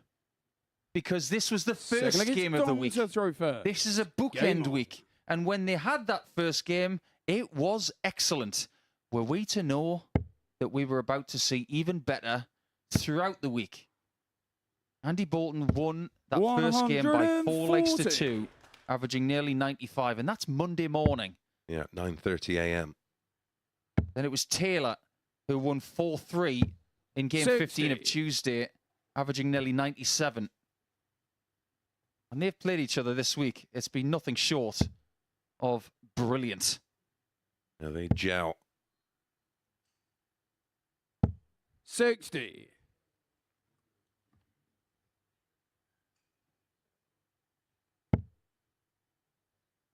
Taylor won by 4 legs to 0 on Wednesday with one of those 109.31 59. averages, but that's been beaten by that 112 in the semi-finals. Reaching new heights is the tower. No pun intended. In fact, I'm going to say pun intended. 97. Taylor was the 12-5 favourite to win week 2 of Series 6 before the start of play this 100. evening. Andy was the second favourite at 5-2. Here's something else as well. That first game of the week, when Andy won with a 94 average. That's the lowest winning average of any game 92. they've played this week. Think about their game yesterday on Friday night. Bolton won with 104.1 to Taylor's 100.35. I think when it comes to week 2 game chemistry, these two are like barium chloride and sulfuric acid. Fireworks. 98. Did do science at Dummy school, then, require Nico. 112. Yes, Mr. Smiles, I was paying attention.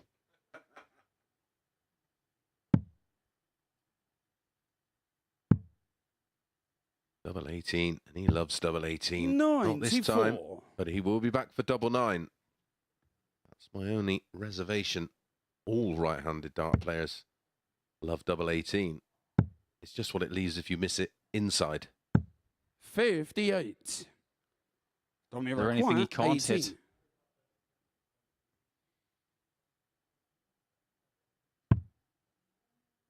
On a double 9. How about 4s? 10. Can't hit that either. And he require As 126. Andy was looking over his shoulder, post his previous visit. He was just checking out what he's got in case.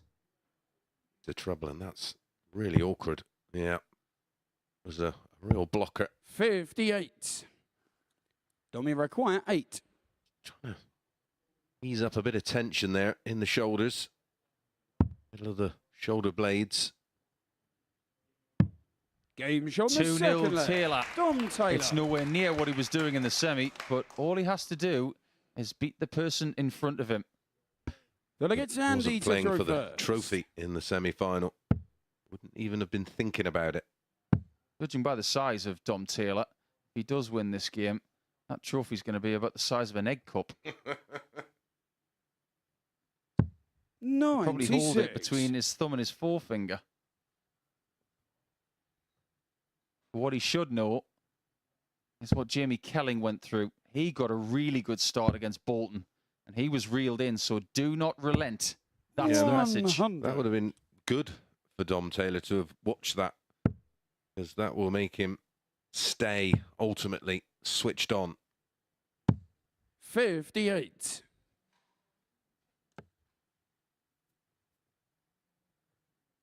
What we can also say about that semi-final win for Dom is that 112.14 is now the Series 6 83. average record.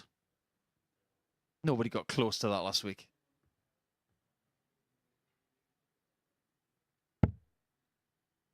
It's also the 15th 100 plus average this week. 180. That's up there with one of the best weeks we've had. And we've had plenty of 180s tonight. Bolton now got 3 for the night. Yeah, he's only at 1 en route 128. to the final. And now he's at 2 in the 167. final. That's a good sign. And he's got 6 starts if needed. 167, treble 17's the shot. 97. He'll be back for 70. Dom Taylor can do is try and apply a bit of pressure. Remember earlier on in the night I was talking about Wednesday when Dom Taylor averaged 100 for the day. Now some people might have thought, well, he's peaked. 134, and he But he requires kept it going 70. the next couple of days. He's averaging 100 for tonight as well. Game But he's shot in only the third 2-1 leg. ahead now. Andy Bolton. Somebody is digging deep. 14 darter from Bolton. Fourth leg, it's Dom to throw Just first. when he needed it. Game on. Well, it's And easy. it had to go because Taylor was waiting on 56. It's easy to say, but this has really got a final feeling about it. Because it is a final. 140. But for some reason, this feels like a series final. It's that good.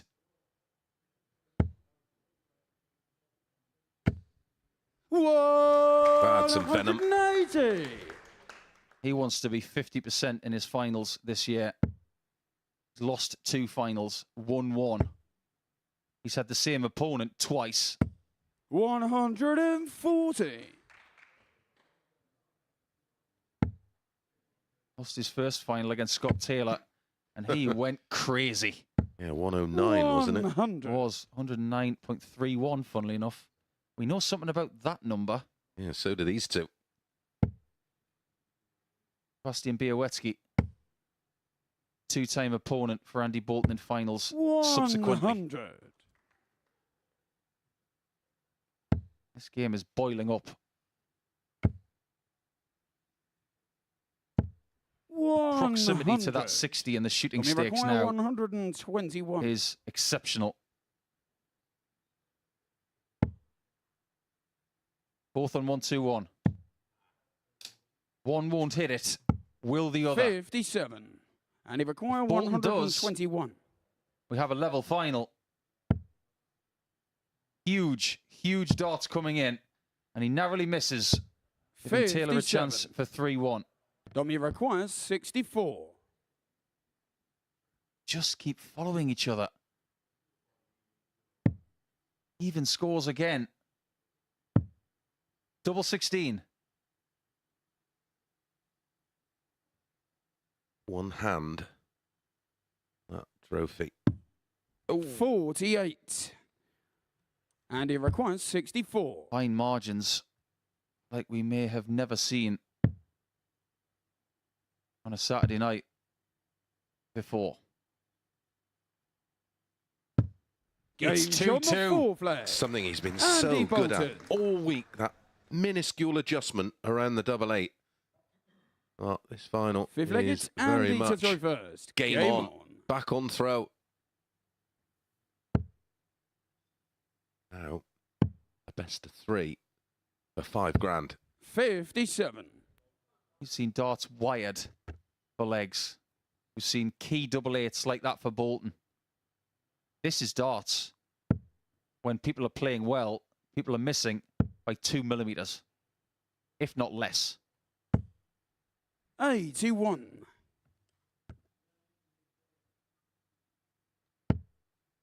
What is it about week 2? The last time we had week 2 in Series 5, 58. Pilgrim was showing us the kind of level that a human being can attain. Week 2 is delivered again, and I would be amazed if week 2 is bettered between now and February 13th. 140. Tom Taylor can end this match with an average in excess of 96. I think he's very close to setting a new weekly record. 180. Yes, he is. That's a 4th max for Bolton. He hit 1 in getting to the final. 58. Rate of 180 hitting coming into tonight was only 0.78 per match. He was averaging less than 180 a match.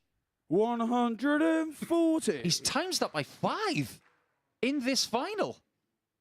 When he needed maximums, they have shown up. Bolton has just used all of his experience. 65. And he The requires first 66. time we're seeing a bit of negative body language from Dom Taylor. Double 16 is the target. Double Game's on the 16 fifth leg. is hit. Andy Bolton. And Andy Bolton leads 3-2 in a race to 4. Sixth leg, it's Dom What to has the throw tower first. got left? Game on. Solid foundations all week. But now he's like a tower in a hurricane. Can he keep standing?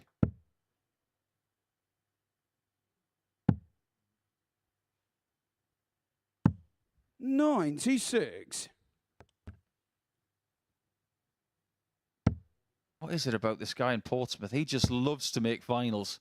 He doesn't fail to make finals. 137. This year, this is his 4th. Incredible. Consistency personified by Bolton. 100. Good composure there. The first time in the match, he's ahead in the averages, 94.57. Taylor, 93.87. Still very good, 59. but not enough right now. Bolton for the night coming into the semi-finals was 54% on doubles. That has plummeted to 38% overall coming into the final. But he has regained his doubles prowess because he's 97. 3 from 4 here in the final. Tom Taylor doing a good job of just fending off 98. Andy Bolton here. This is a key part, this 6th leg. Going to switch to the 18s effectively. 128. Absolutely majestic. Dennis Priestley-esque. That's the best compliment you can pay any dart player 60. when it comes to hitting treble Tommy 18s. require 80. Was the man. He started the trend in 1992. Oh, No no. score. That was the risk. I think he wanted that And he single to be require under that first dart. 147. That's why he didn't move. Yeah, he wanted to keep it low to avoid putting a blocker out there. 60. How's your mindset now? Yeah, can we Don't we have require any more drama? 80? Watch him just go 60 double 10. Bang, bang. Got to stop Bolton from getting a match shot. Now you go to the side. You can't get a dart under that. That's good. He's going to stay there.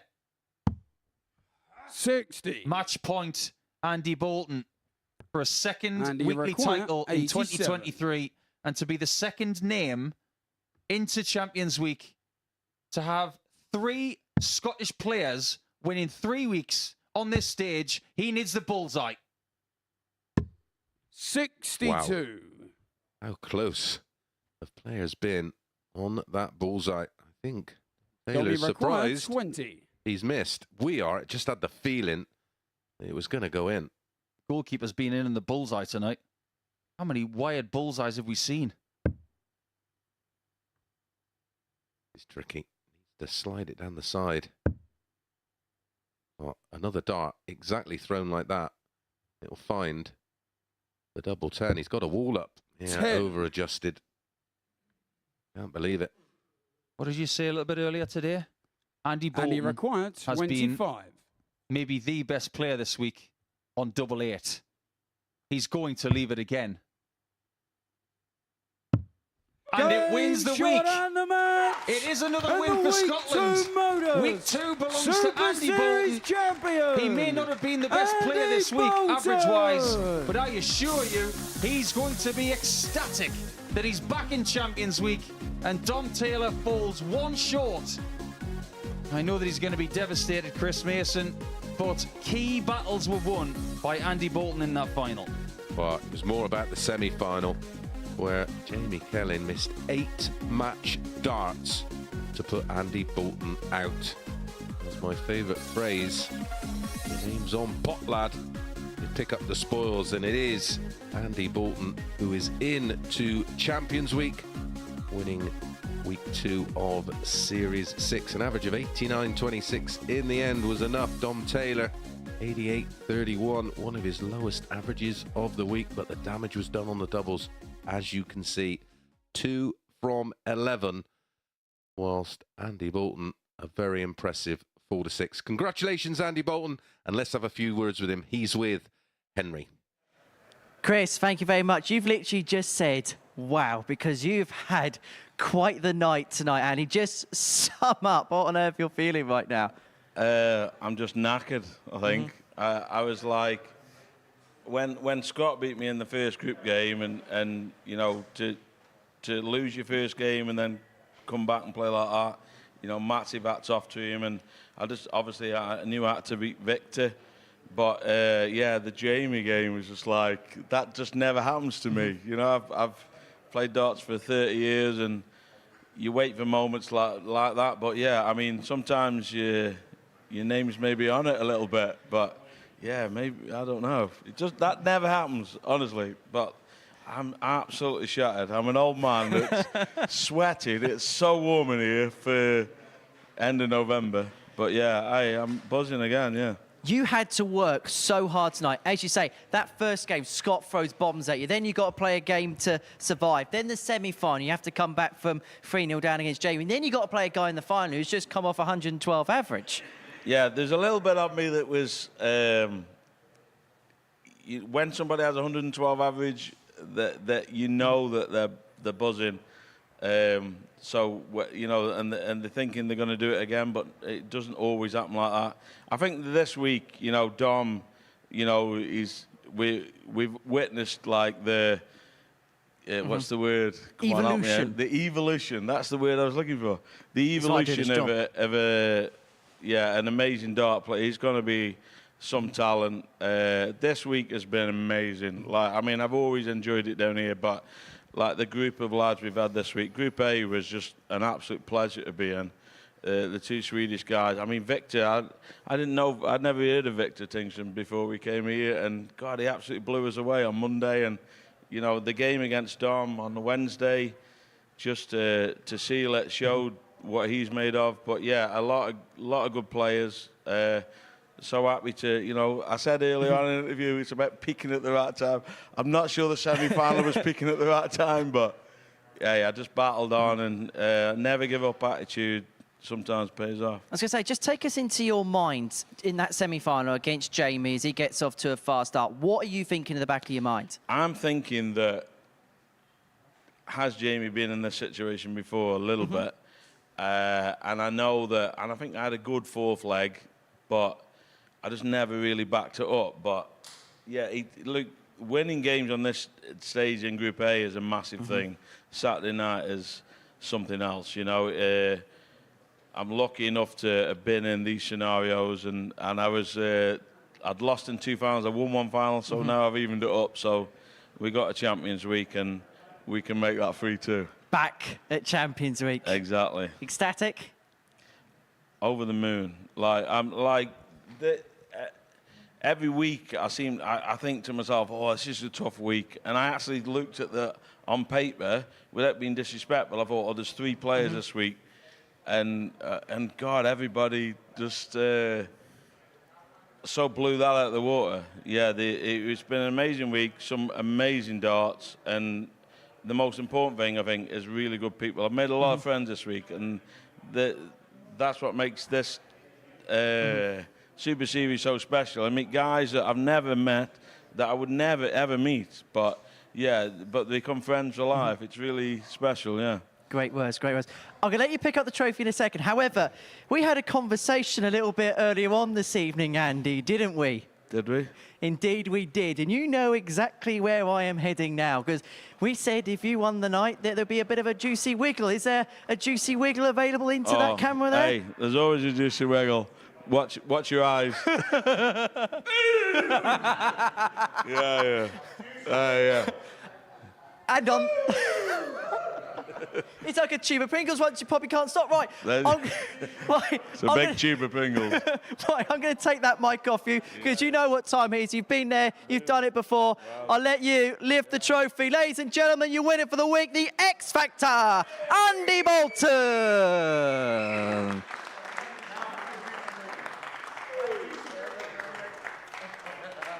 Right. Apologies about that if you were offended. Right. Well, Andy, thank you so much. Paul, we're going to bring Paul Nicholson on for a bit of analysis.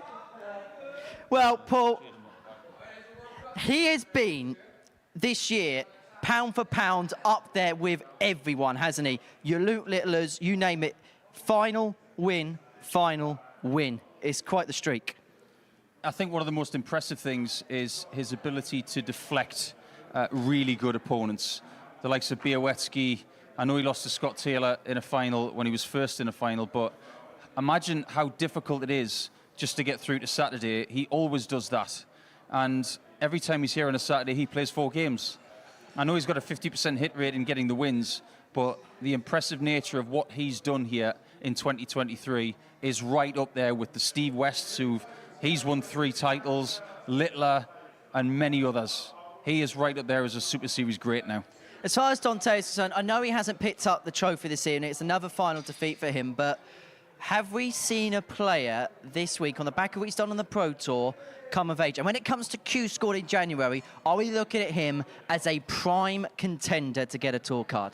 Because of this week, I think we look at Dom very differently, and he should be very, very proud of what he's done this week. He's established a new ceiling for himself, and that's a bit of a pun for someone so tall, but I think what we've seen from him has been vastly entertaining. A lot of the words from Andy about the guys in the practice room, and on top of that, the real camaraderie that we've seen from the playing squad. They've all wanted to take each other out, but at the same time, they've been there to say well done and commiserations at the end. I think this week has been one of the best weeks that I've seen here, and a fantastic way to go out in week 2 with some of the things we've seen here. Thank you for coming today. It's been weird doing a double session on Saturday. It's been great for the veterans. Obviously, Andy is a veteran, age of 50 now, and Dieter's over the age of 60, but they say it's a young person's game. Not today.